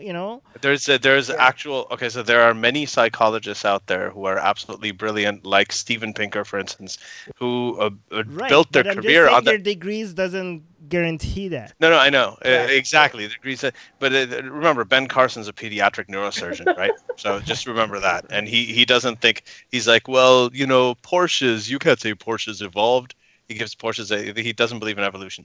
Anyway, so there are people like Steven Pinker who built their reputation on years and years of really, really good work, and they weren't completely obscure before they had a tantrum over trans pronouns. And that wasn't their claim to fame. Anyway, so I have so we're gonna try to get some new commenters as well in here. Progressivism. Why so religious? Did apostate prophet tell you to ignore me the other day? Okay, I don't know. Who? Apostate prophet? What is it? This is from why so religious is asking. Did apostate prophet tell you to ignore me the other day? I don't know if this is no, I wasn't the apostate prophet show, so maybe that's referring to me. Oh, that's what it's. I'm not reading the comments. Ali is reading the comments. I'm not ignoring anybody. What is he? Armin does not ignore people. Okay, what was the question that we missed? If we missed the question that you asked, post it again. Oh, okay. Intuitive leap. Okay, begin smoking. Okay, we already talked about that. These are just comments, so a lot of these aren't really thing. Okay. No, read the anyway, comments. Yeah, if they're good. Yeah. Okay. So anyway, so let's move on to. Do we have other questions, Armin? Yeah, read the comments. They have people have comments on our answers. But let me see it on Facebook. There's a Facebook question. Oh wow, wow! We have been ignoring the Facebook people. Guys, your comments on denying evolution and just saying it is a belief theory or by creation. Oh, so I think we addressed this. Somebody is asking, how do we respond to creationists that say evolution is just a belief? I mean, I get tired of responding to such dumb questions. Okay, so well, no, I mean, you're talking about the question from Saniat Islam. Oh yeah, you're seeing the Facebook comments too. Yeah, I am. Yeah. So what's happening is that she followed it up later. She said Dr. Nathaniel Gianson received his PhD in cell and developmental biology from Harvard Medical School, has become the new messiah for the creationists. Any comments? So I'll give you two comments. So we already discussed this. First of all, we had somebody on the podcast recently named Daniel Hakikachu, who was telling Armin and I why we should be killed in an ideal Islamic society, and he is also he also has a physics degree from Harvard. On the other hand, we've got Ben Carson, who's the youngest ever head of pediatric neurosurgery, a neurosurgeon at Johns Hopkins, extremely prestigious institution. He doesn't believe in evolution. He's a young Earth creationist, and he was one of the most dismal candidates to ever run for president. And so there's people like this are around all the time. And what usually happens is people will find one sort of bad egg, and they'll find somebody who's within they're a minority, aren't they? Yeah. Oh, they're a very, very tiny minority. So this I don't think it really matters. They exist. It's great. It's fun to read them. Fun to read what they say. Who was the guy that in United States the guy that wrote the book about DNA, the guy that mapped embryology? No, the human DNA. Francis Collins. Right. Francis Collins. So, I've heard him speak in a. Yeah, go ahead. No, but if you read it, people are like, oh, he's a scientist. He believes in God. He must like. You can't deny that he's a smart guy, so how do you explain that? Well, okay, but if you actually read his explanation for why he believed in God, it was 3 fucking waterfalls, okay? That's what made him believe in God. He saw 3 waterfalls, and it was so beautiful, and that he just believed in God. No matter how, you have to look at the arguments, not how smart you think somebody is. The argument is bullshit, no matter how smart the guy is. Yeah, there's a disconnect between what the stimulus is and sometimes what the conclusion is. Like I heard when I think Ben Shapiro and Eric Weinstein were on doing that show with Sam Harris, and they were talking about getting to truth by revelation. Well, at least Ben Shapiro was, not Weinstein. And he said, well, I do believe in truth by evolution. There are a lot of things we don't understand, and that's why, truth, for that, revelation is a good thing. I think that's okay. There's a lot of things we don't understand, a lot of things we don't have answers to, a lot of science that has been proven wrong and modified over the time. It's been, that's how science works, right? You come up and you keep on improving on it. Now, that is all there. That's all true. But then your answer is the Old Testament? Judaism? That jump is what I don't understand. If your answer is, okay, we don't know about this, so we don't know about this, let's find out more about it. And that should be the answer. The answer isn't that. That's not a justification. Yeah. The weight of the evidence. But one thing that some people seem to forget is we're still human. And there's a lot more to us than our intellect. Exactly. And there's a lot of emotion. There's a lot of being affected by our upbringing. There's just so much more there than our intellect that we just, well, my dearly beloved partner says, we haven't evolved anywhere near as much as we think we have. In other words, there's still the animal emotional side of us. Right. And in effect, some people are much more swayed by emotion and swayed by snake oil salesman than others. Right. And so we got to remember that we're human. Yeah, and I think that even I don't think the emotional side is it's not just, it does make us more susceptible to snake oil salesmen, but there's also it's also a very powerful tool that I think that a lot of people in the secular and atheist community haven't really tapped into enough. And I always talk about, I grew up during the 70s and 80s. So Lois, you probably know this, at the time when homosexuality was essentially thought of as no different than incest. And we used to use homophobic slurs in school all the time. We used to insult. It was very, very normalized. And I'd read all the articles about gay rights and all that. And, people used to come up with intellectual arguments to support it. There was always this, we're reasoning here, they're reasoning here, trying to have a discussion that was really an above the neck cerebral discussion. And then the movie Philadelphia came out with Tom Hanks, and he had HIV, and, he had a partner, and, it wasn't about sex. It was about a relationship. It was about his partner being able to visit him in the hospital, about him dying of HIV, and what his life was and what his contribution to society was. And the whole thing, that's something that brought people to tears. And to me, watching that really humanized, that was one thing. It was fictional and it was anecdotal, but that there was an element of truth to it that changed statistics. All the stuff, all of the polls, it changed it. And then when you had Ellen DeGeneres, you had all of these other people came out. I think this kind of works with the way that a lot of ex-Muslims are coming out and telling their stories. If you listen to just the last few episodes that we had with people like Rafia, people like it was before that, Jimmy Bangash, right? The LGBT, the gay Pakistani ex-Muslim in London, and you hear their stories. They move you in a way that I think those stories are very powerful. So they if you add truth to those elements, if we actually use those tools when we communicate, and we bring in that and we acknowledge that emotional side, and also have truth as the foundational element of it, rather than just selling false rhetoric or myths, or like the snake oil salesmen do, like Jordan Peterson does. I think that's something that we can really tap into, through storytelling, through art, through comedy, stand-up comedy, through satire, through movies, TV shows. I mean, these are things that I'd love to see more secularists and atheists from the Muslim world get involved in and really, really put out there. Well, and also putting a face on something. Like you say, there was a character in Philadelphia that you cared about. And there was another movie at that time that I thought was great, called Personal Best. It was two women and what they went through. And but putting a face on something really makes you see it in a different way. It does. Yeah, I think that it's a very, very powerful thing. And that's where the power of, when you talk about anecdotes, I mean, that's a power where simple stories, singular stories, can actually really, really change trends on a much, much larger scale. So anyway, nobody is asking about Tommy. I thought Tommy Robinson would be a question people. Why? What's he done? Is he still in the news? He's still around? What's going on? You haven't heard? He got arrested? I got arrested. Okay. Sorry. What?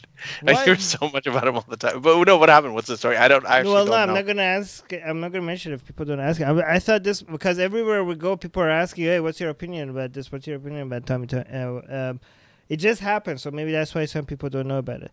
But I thought this is going to be one of our top questions. I haven't heard about him for a while, actually. I've just been, I guess, missing out. I didn't see it. Okay. But anyway, do you want to address it, Armin? Or I don't think there's any... No.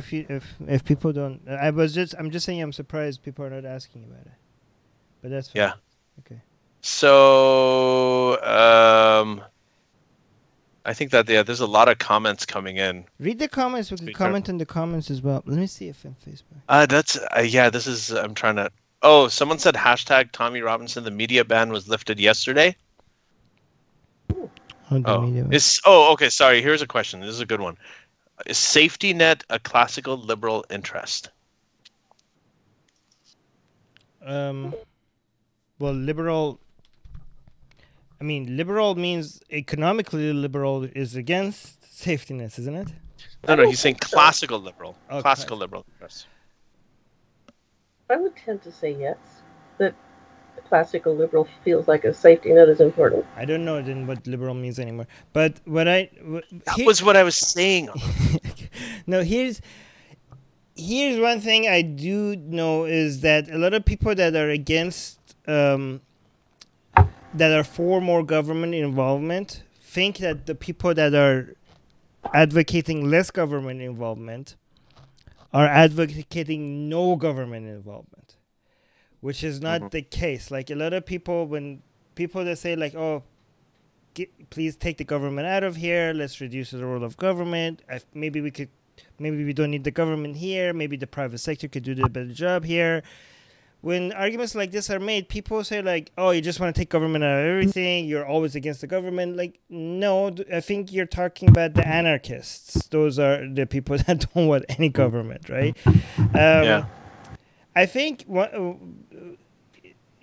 safety nets, you could make arguments for that, right? There's a lot of positive externalities or negative externalities that the market is blind to, which makes the government have a role in that, right? Especially when it comes to safety nets, when it comes to being sponsoring things that have positive externalities which the market doesn't see, like education, like healthcare, punishing stuff that has negative effects that the market is blind to, like pollution. These are things that you could make a free market capitalist arguments for why government should be involved. So I don't know if people recognize it. I think it's gone so political, and so I think the debates that economists have over these things are much more nuanced and interesting than the people in the street having these discussions. I think these are more complicated, and people might not understand the details around why somebody's right or somebody's wrong, and they just want to attack people that are not in their tribe and defend people that are inside their tribe, rather than really understanding the consequences of what they're promoting. And the thing is that these are not easy. Like you think like, oh, minimum wage, of course I'm for it, or of course I'm against it because this and this and this. Well, it's usually more complicated. The effects of what you're defending or you're against is way more complicated than what you're making it seem to be, I'll give you actually an example based on the minimum wage thing that I thought was kind of made me think very differently, and this was from Warren Buffett, who's a Berkshire Hathaway billionaire, one of the richest men in the world, and an avowed liberal, like a leftist liberal. So what happened was that there was this idea about raising the minimum wage. He said that a better idea would be to give an earned income tax credit, and what that would do is it would raise the income of people who are working. But at the same time, it would do it for the people who really needed it, because a lot of people were working on minimum. Warren Buffett. So what would happen is that a lot of people who are on the minimum wage. I'm just summarizing his argument. A lot of people who are on the minimum wage are, for example, kids with summer jobs who come from wealthy families, right? So he raised the minimum wage for them. But that's an emotional argument that I know what he's trying to do. No. He's right. But he knows that to sell it to people, you have to talk about rich kids getting minimum wage. But the real reason why his method works is because you're not removing competition from companies. Like, because with minimum wage, a lot of people are going to lose their job.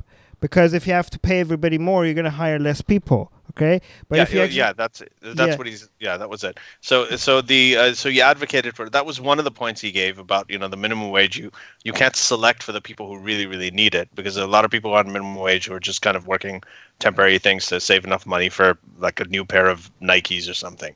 So what you do is you give people an earned income tax credit that would give them pretty much the equivalent of what they would be making if they were on minimum wage, but this would actually benefit the people who really need it, and it would be a more efficient way to go about it. And so that was a different. And you would increase competition because you're giving people more purchasing power, and you're not telling companies how to what to do with their employees. Yeah. Right. Exactly. So I think that so that's a different way of thinking about it that may not have been as obvious if I was just processing it, if I just kind of gone to a Bernie Sanders rally. And I do like Bernie Sanders a lot. I think he's a very conscientious, well-intentioned guy. But honestly, saying that, we're gonna give free college to everyone and make Wall Street pay for it, that kind of general platitude. It's sort of like Trump saying, "Yeah, we're going to build a wall and make the Mexicans pay for it." Yeah. It's not going to happen. You can argue about the intentions. Yes, I think Bernie's a better person overall than his intentions were nicer. But both of those ideas, those proposals are equally fantastical. I mean, neither of those is something that's plausible. Kind of, one benefit of Bernie winning would have been the failure of his viewpoints would make socialism unpopular again. Which I think if he had won, people would have seen how bad these ideas are. Yeah. But again, the benefit of Trump winning is also giving us a benefit of seeing how bad his ideas are. Yeah, and that's, you know what, that's one thing that I was actually I was arguing with somebody online about it, and I actually think that if this hasn't really lit enough of a fire under people's asses, especially under a lot of liberals who became very complacent with Obama, and they thought, okay, the world has changed, we've transformed everything. Now let's start talking about the 72 genders, or let's really start talking about all this other stuff. And they didn't realize that the Obama election wasn't a transformation; it was a fragile step toward a major transformation that was still vulnerable.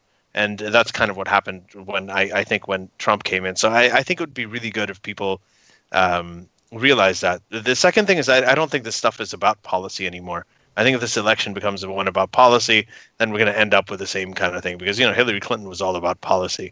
This isn't about policy. Everybody knows Trump's policies are crap. I think even a lot of his supporters know that they're unworkable. With Bernie, a lot of his policies were crap too. But the fact that it would have been really more about values, and I think that's what it's about. It's about values. What we think is okay, what we want to normalize. I don't think hungry. I think the cost is too much. Hungry people that are losing jobs and stuff. I don't think it's worth it.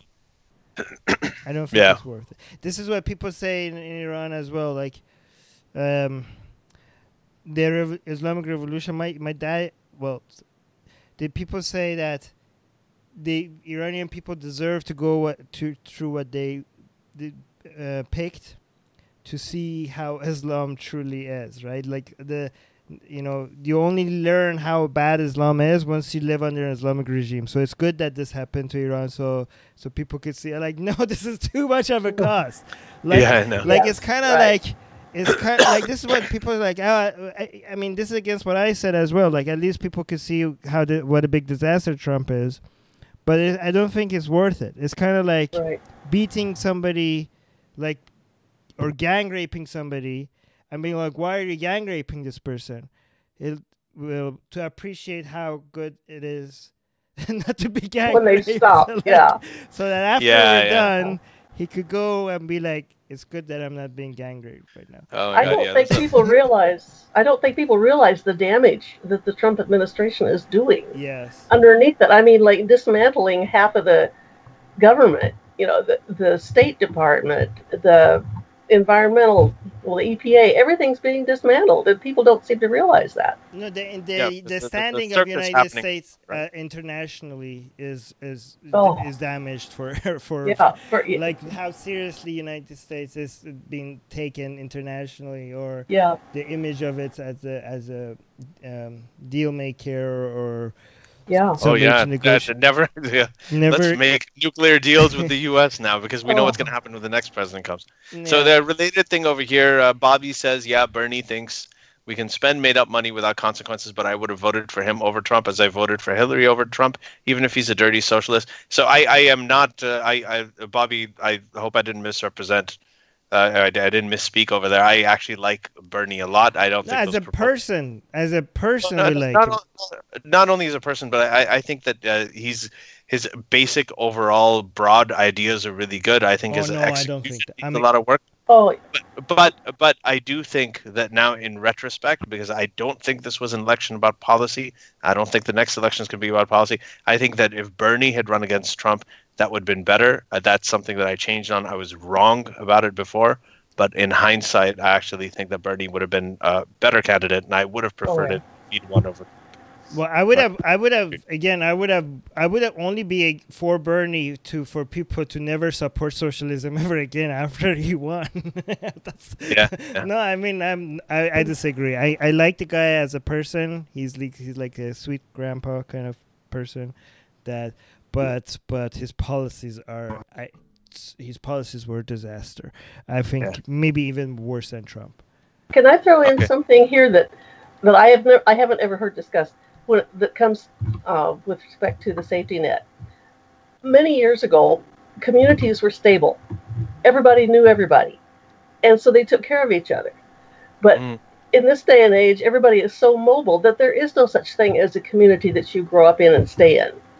And people are more removed from each other and don't tend to take care of each other. So who's going to do it? That's a really good point. I think that's a good point. We sometimes, I honestly, like, I don't think that people take into account the way that just the social cultural dynamic and the way that we interact with each other has changed. I do think that people have become more insulated, and they have been able to form their own sort of even virtual communities. Yeah. In a way. So I think that probably plays a part. There's a lot of stuff that's changing so fast, and the systems, many different systems, the political system, the education system, everything has yet to catch up with it. It's lagging behind. Did you see the question regarding Darul Harb? Yeah, I was just about to read that. Do Muslims living in the U.S. actively consider the USA as Darul Harb?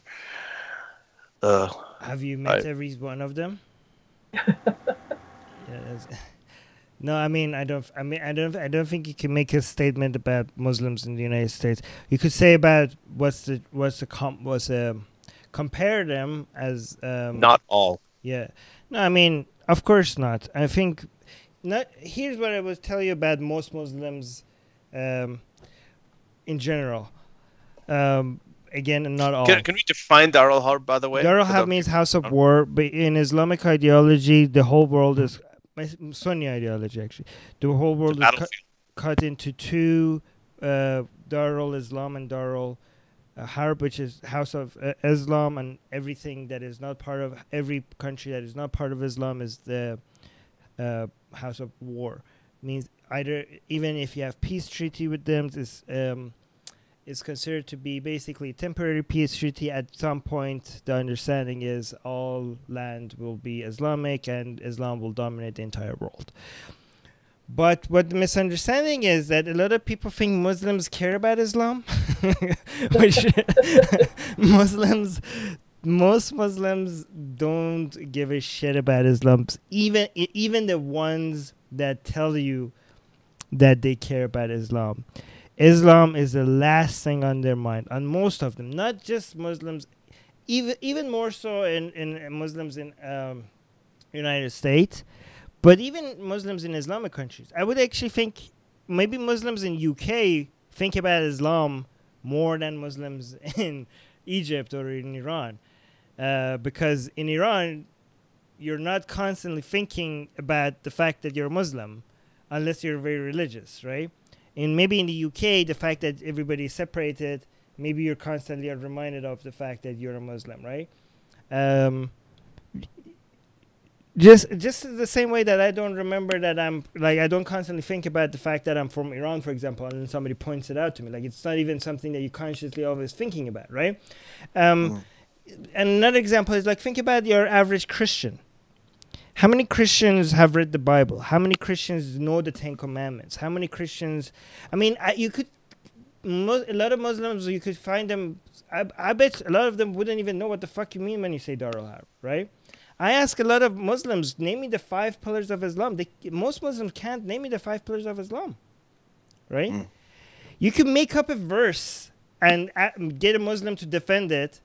Be like, this is in the Quran, defend it. And you watch them start defending it because they think it's actually in the Quran. But it's not, even if it's not in the Quran. They don't know if it's in the Quran, right? They don't even know the Quran. And the thing is that most Islamic rules come from the Hadith. So the fact that they don't know the Quran, imagine what their knowledge is of the Hadith. Whereas 90% of Islamic ruling and Sharia laws come from. They don't even fucking know the Quran. They don't. Well, even the most common themes in the, like if you tell them like, did you know Moses' story is mentioned more than any other story in the Quran? They don't know that. That means that they never even read it cover to cover. Go on. Sorry, you were going to say something. Well, in the Western world, you can quote Shakespeare and convince people it's scripture. I mean, you know, Christians don't know scripture that hardly at all, and you know, just quote Shakespeare, and it's people have heard it. You know that it's famous, and you can convince them it's scripture. It's Christians know the Bible about as well as you're describing that Muslims know the Quran. Yeah. IG is mentioning to me that there are some people have. He's looking into Oxford Dictionary of Islam, and Darul Sol. Sol means peace, and some people are saying like there are places where you have like peace treaty with them, but again, there are some. Yes, that's a view, but some people do mention based on a more extreme or more true to the origin of hadith.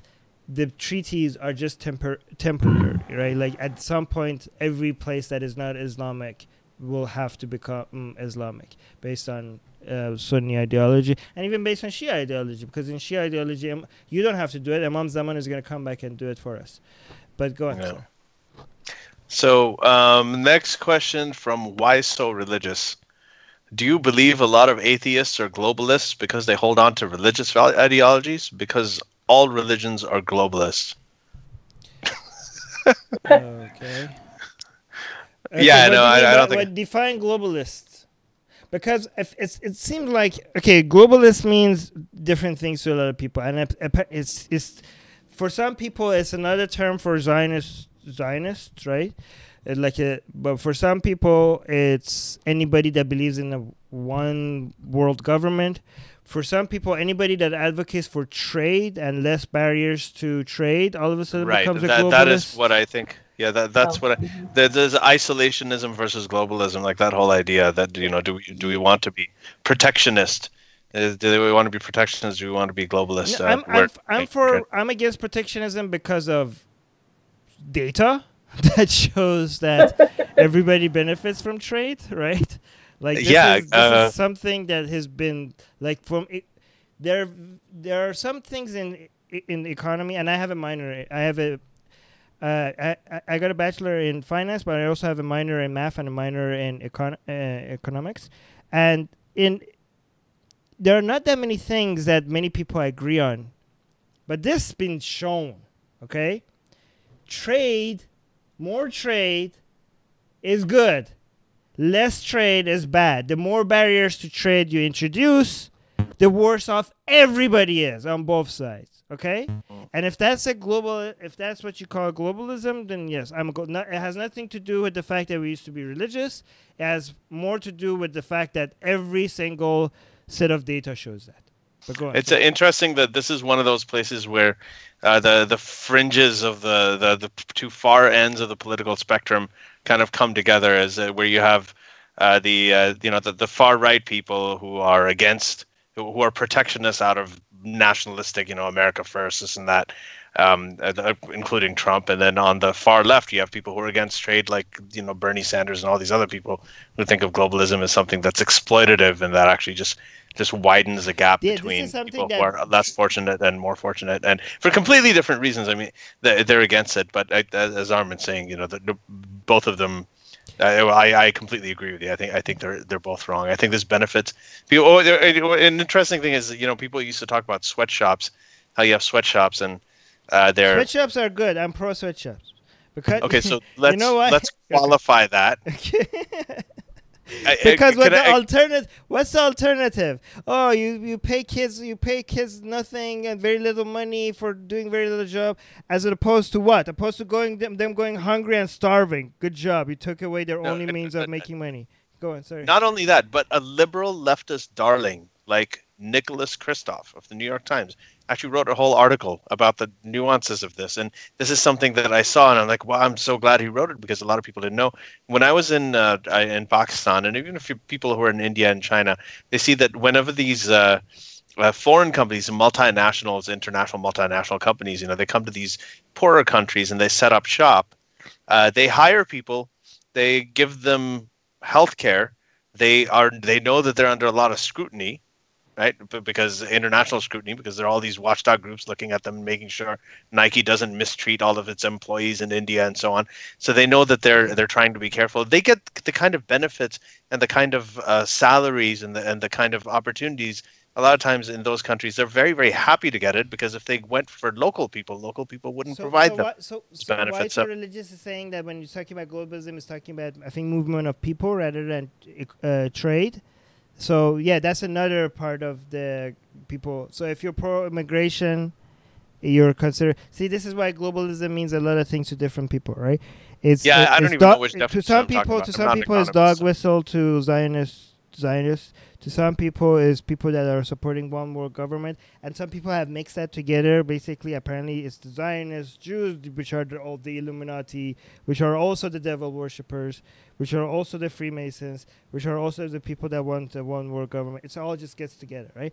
But those are. But then, to some people, globalists mean people that are want free trade and less barriers to trade, and to some people, also globalists means people that are for less barriers to movement of people, and apparently that's what why so religious is asking. So we're not for. I mean, I guess I don't know if you agree, but we're not saying that there should be no barriers to movement, right?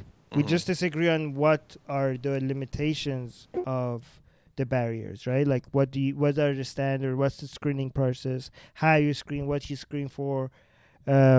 But no, we're not for open borders. Are anybody here for open borders? No. Not completely open. It's one of those things that's weird. When I was in the Netherlands, we just drove into Belgium, and the guy was driving me. He's just, oh, we're in Belgium now. And I'm like, wow, there's no checkpoint, there's nothing. And so that was in open borders, and this is so if you're looking at, I see both sides of it. I mean, if you have, you got a Schengen visa and you can pretty much go into like any country in Europe. If you're Canadian, you can obviously go into any country in Europe anyway.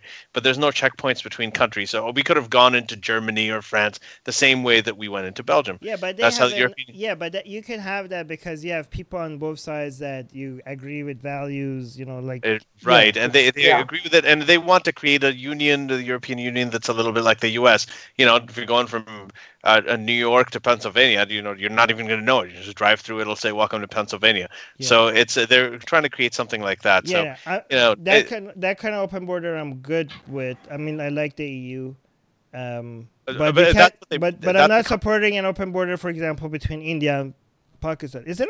I don't think that's going to happen anytime. Between North Korea, actually between North Korea and South Korea, that would be cool. No, you're right. That would be crazy. That's what the problem is actually in Europe. The reason this is a controversy is people are finding that there are some countries, European countries, that are easier to get into than others, and when they come in, they can go into other countries. So that's why people want the open borders they're talking about are within the European Union. That's, I think, the major controversial thing. So I think there's pluses and minuses to it. And if you make an open border between Canada and Iran, I'm not going to be alive for long, I think. Yeah. Right. What about an open border between Canada and the U.S.? What do you think? Should we just be able to drive in? We have that. No, we don't. We have a checkpoint. We used to. But if you have a Canadian passport, it's like your checkpoint is just.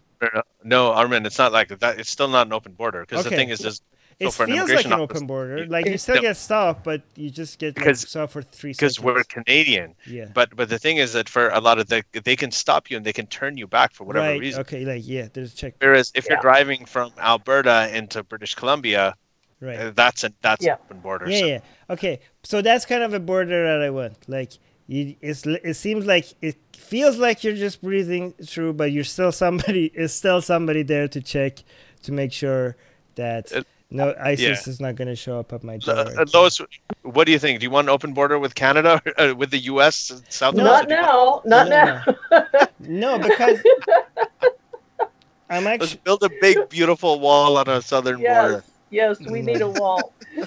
No, I mean you can't have open borders unless your police force starts cooperating and becoming like one. Like because what's gonna happen? Like you're gonna commit a crime and then you just cross the border. Like you have to you have to have Interpol and all that stuff. Build a whole system where people are in communication and it's not that easy. Yeah, go. So we have around 10 minutes left. Okay. So we're going to just run through this. What's up with Roseanne Barr? Are you guys familiar with the Roseanne Barr? With the tweet?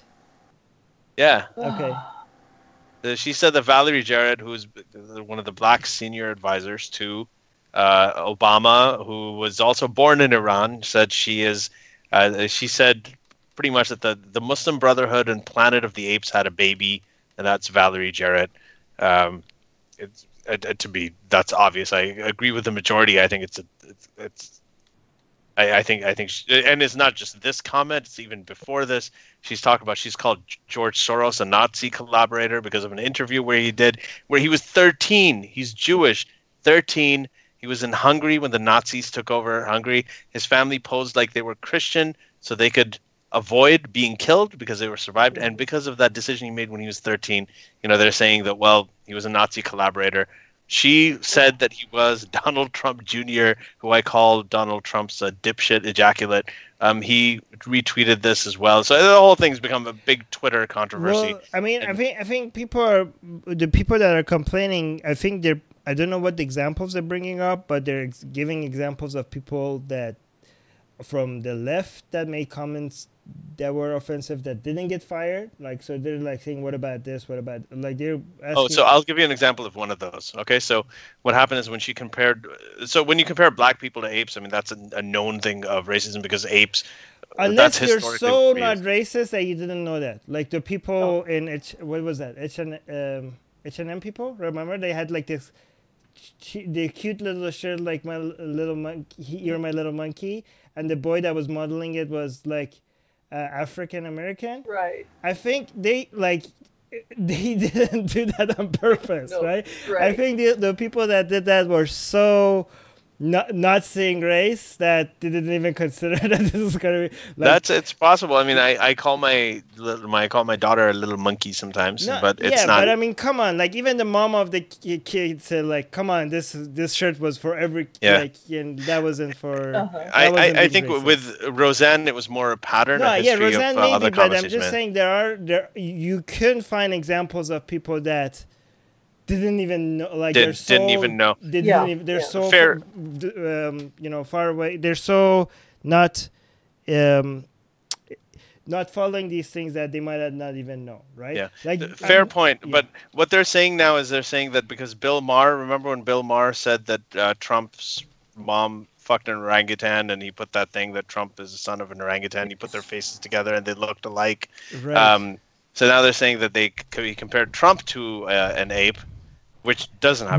But orange people are not a minority, are like a protected class. Do you think there's systemic discrimination against orange? That. We should have. We should say Orange Lives Matter. # Orange Lives Matter. So that's basically the right's argument right now. Anyway, she lost her TV show. This is one of those things I said that the NFL has a right to silence its players who want to kneel during the national anthem. I just think it's absolutely a horrible thing to do. Free speech is a cultural issue too. I feel kind of the same way about canceling TV shows. No, I wish there was a better. Okay, I'm gonna defend the people on the left here. Free speech doesn't mean that you get to keep your job for what you say. Right? Okay, so I'm gonna be. I need to finish this so that people don't take what I'm saying the wrong way. Okay. I don't think it's what I'm saying is I don't think it's a free speech violation for the NFL to restrict its players. I don't think it's a free speech violation for ABC to lose Roseanne. I don't think it is. Yeah. I don't love it. I don't love the idea, but they had the right to do it. I do think that it's censorship. Censorship is not a free speech violation. Right, okay. People self-censor all the time. Employers censor their employees. I mean, this is something that happens all the time. I don't like it. But not all form of censorship is bad. Free speech violations is bad, but censorship, you could decide, like if if the crazy grandpa is saying stuff at the dinner table, and I'm like, okay, it's time for you to go home. I'm not gonna let you say mean things in under my roof to my kids. Get the fuck out. That's a form of censorship, right? But that's my house. I get to tell you that you have to leave. It's my house, right?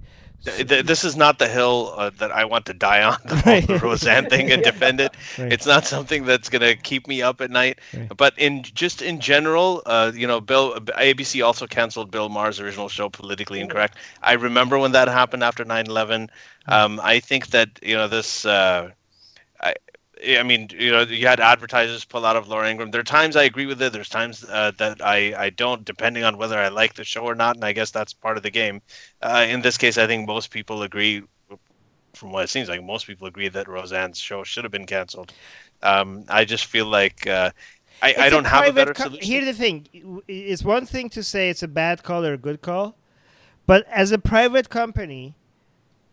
I can cancel your show because I don't like to look at your face, right? Because I think they can, they can do that. Yeah, this is what I say about demonetizing videos. Like a lot of these free speech guys, like I see Dave Rubin talking about it, like they're demonetizing my videos, and yes, he has a right to protest it, but he also, to be fair to him, acknowledges that YouTube absolutely has a right to say, okay, these videos are gonna have advertisers stop advertising on YouTube, so we're going to demonetize. Even when Atheist Republic was banned, like our Facebook page was removed 3 times. One time our group, twice our Facebook page, right? People were like, oh, free speech. Even though it was our Facebook page, we went to Facebook, we complained, but we never said this is Facebook is taking away our free speech. We basically because you can go to another platform. You're free to go to another platform. But we still complained. We just told Facebook this is a bad idea. Don't do it, right? Yeah. And we got our page back because we complained. But we never said this is a free speech violation. We wouldn't even have that speech if Facebook didn't give us a platform. You know what I mean? But the demonetization people do say that they bring that whole free speech thing like that. No. It's bad policy. It's bad policy, but it's not anti-free speech. It's bad, but it's still bad policy. The same thing goes with those conservative speakers at the university. I hate the fact that they get shouted down. I hate the fact that they get shut down or disinvited.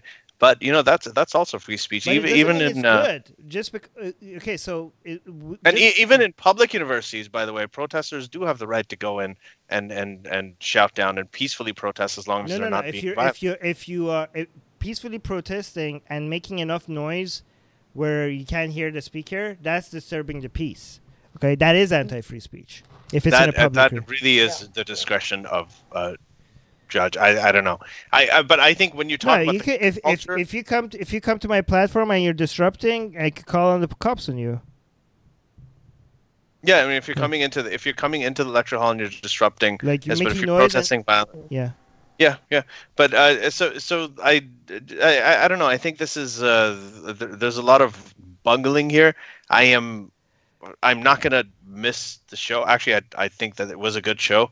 I think it was okay for them to cancel her show, but I wish that there was a better way. And I want to quote Jay-Z here again. Jay-Z, he talked about Donald Sterling, who was the athletic coach who basically lost his job because he was recorded on a phone call saying stuff to his then girlfriend that was overtly racist. Like, why are you getting pictures taken on Instagram with all these black people, and he was and he lost his job because of it. And Jay-Z said that the problem with this stuff is we don't think that he should lose his job. I think that he should keep his job, and we should have a conversation about it, and we should keep the stuff at the surface where we can see it. Because hold on, Armin. Yeah. Because if you don't, then you push it down underground and it festers and festers, and then you get the rise of the alt-right. You're asking a for-profit company to think about the social consequences of their decision.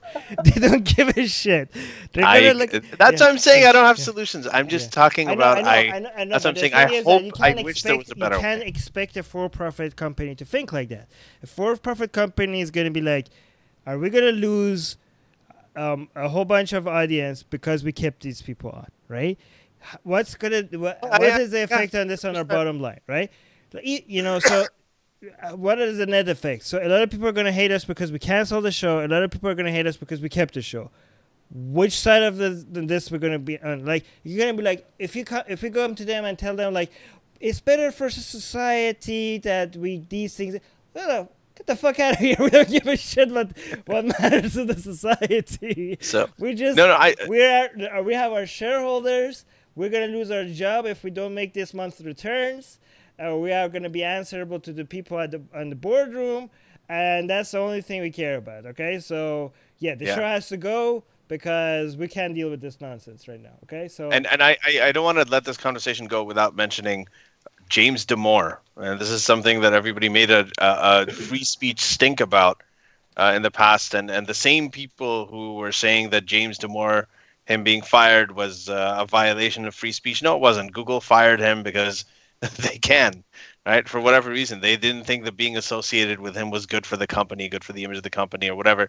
Whether you agree with James Damore or not, but that's the same people got completely the same people on the right were supporting the NFL. When the NFL said that, players can't take a knee, and they were like, well, that's fine for them to do. And that was the same thing that, the people on the left who really hated the NFL for doing it, which is also a private organization.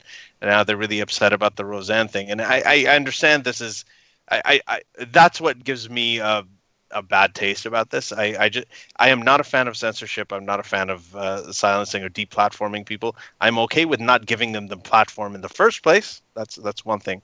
But yeah, I wish, and I don't have a solution. I'm saying I agree 100% with everything you're saying, Armin. They have the right to do it. Google has the right to do it. NFL has the right to do it. ABC has the right to do it. I just wish that there was a better way, and I hope we can find one soon. I'm saying more than the right. Okay, so for example, for Facebook, we say they have the right to do it, but they shouldn't do it.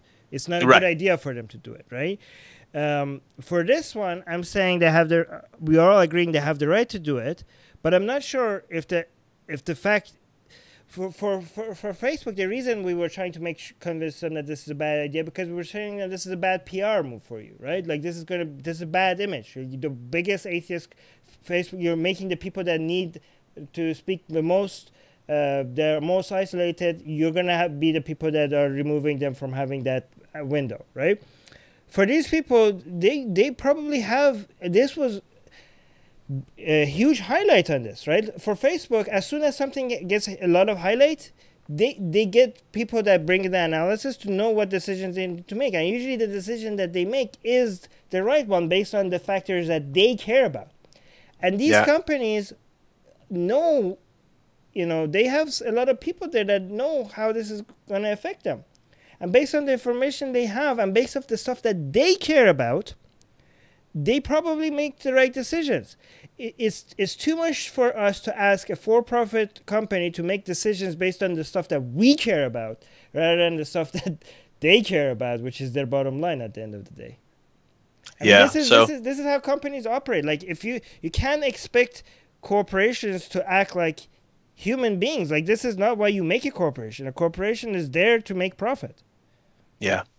Okay, so what we've kind of reached the end of this. What I wanted to do here, Armin, if it's okay with you, I mean, we're still getting comments on the same stuff we talked about, but it's mainly like repetition. So we're coming up on last remarks. Yeah, that's what I was going to do. So I wanted to basically just have a closing statement from Lois. Before we do that, I just want to tell everybody, if you enjoyed this, if you're enjoying listening to the podcast, this is a free episode for everybody, by the way. But please do go on if you all like. All episodes are free. The video version of this is also free for everybody. The other episodes, the audio version is free, but the video version and the live version is for our patrons only. Patrons only. And but I stand corrected. Thank you, Armin. Yeah, but for our Q&A live streams, both the live stream and the live stream video and the audio is public. Right. So, just if you're supporting what we're doing, if you've heard the previous podcast, and please do check them out. Do support us. It will help us make this a better show for all you. It'll help us get all of the. But if you sign up as a patron, you go to secularjihadist.com. You will see there are different tiers of support, and all of those tiers have certain benefits. Lois, thank you very much for being one of our patrons, and you are one of the beneficiaries of it. You got to be with us here and to really enjoy the circus while being in it. So thank you very much for it. Another thing that we have for our patrons, which at least we're going to have to schedule one with you as well for Jew Lover tier and up, is that we have like secret Patron meetings with just either Ali or me or both of us, which is going to be private discussions that we have with some of our patrons. We schedule it and we talk to them, so you could take advantage of that as well. Yeah, about any topics you choose. Right, and Lois is wearing a secular jihadist shirt. There is secular jihadists, like this stuff is available, and it's come. There you go. That's a previous version. We also have a new version. All of this stuff is. Wait, we haven't linked to. I'm building our website right now. I'm gonna link to the store soon. It's gonna be our website is gonna be ready. By the way, Mike is saying live long and prosper. I like it. This is how he always end his lifestyle. Michael, thank you. FEA said I just tuned in. Hi from the Middle East. FEA, thank you for tuning in. We're just about to end this, but fear not. As soon as it's over, you can go back to the beginning and you can watch the whole thing. It was a pretty fun conversation. It's going to take half an hour or so for the whole thing, I think, to be live. But yeah. Yeah, but on Facebook, I think it will be. You can go on Facebook and check it out. It's also live streaming on Facebook. Oh, yes. Lois, your last words on this last topic about Roseanne, free speech. I guess you've seen a lot of the dynamics of it, as I have. Over the years, what this term means, the semantics around it, the difference between, legal free speech, censorship, and so on. What are your thoughts on Roseanne and all of this in general? Well, in general, people get the wrong idea of what free speech really means. And when you bring in the government, it just means you're not going to get thrown in jail. It doesn't mean you're not going to have any repercussions. Yes. And you're perfectly free to say what. I'm a strong supporter of free speech, even if I totally disagree with it. And I'm a supporter that, a business, a company can fire anybody they want to, as long as they haven't broken a contract. So there's no way to say that this is right and this is wrong. Everyone has a right to say what they believe. The only thing I don't like about the only way I would begin what somebody might call free speech is if people are using it to say things they really don't believe just to get a response, like Trump. But in general, you're perfectly free to say what you think, but you also have to realize there might be consequences. Yeah. And those consequences might not even be fair, but they're going to be there. But Go ahead. But if the consequences are violence, then I think that's also if it's not the government, if the consequences are violence, that's also against free speech. Well, that's a crime. I mean, that's another step. Yeah. Yeah, but I'm saying, for example, the government can, if the government is not stopping you from speaking, but if the government is not stepping in to stop people that are doing illegal acts against you for your free, when you're speaking, that's also government not respecting your free speech, right? So the government has to not stop you. So the government, so when talking about free speech violations, it's always the government involved. But that could be either because the government stopping you from speaking, or the government not stopping other people from stopping you from speaking. Right. Absolutely. I totally agree. Right. So I'm 100% for free speech. And I think if that was the only thing that Roseanne Barr had ever done or said that was, some form of bigotry, she might have deserved a pass. But it was built on a long history. So, ABC might have been justified. Because I completely agree that what she said, like, this whole idea is not to say that she wasn't racist. She absolutely was. Oh, yeah. Yeah. And anti-Semitic and everything else. So, everybody, thank you so much. Lois, I'd love to have you back on some point to talk about your backstory. Anytime. We're gonna have a private meeting as well. That'll be great. That'll be great. Really appreciate it. So. And I want to thank you guys. I think the work you do, not just your podcast, but all of the things you do, your speaking, your writing, are just amazing, fantastic. You're reaching a lot of people. You're doing a tremendous amount of good in this world, and I want to thank you for it. Oh, thank you, Lois. That's that means a lot. So, anyway, that's good. Everybody, thank you for joining us, and we'll see you next time.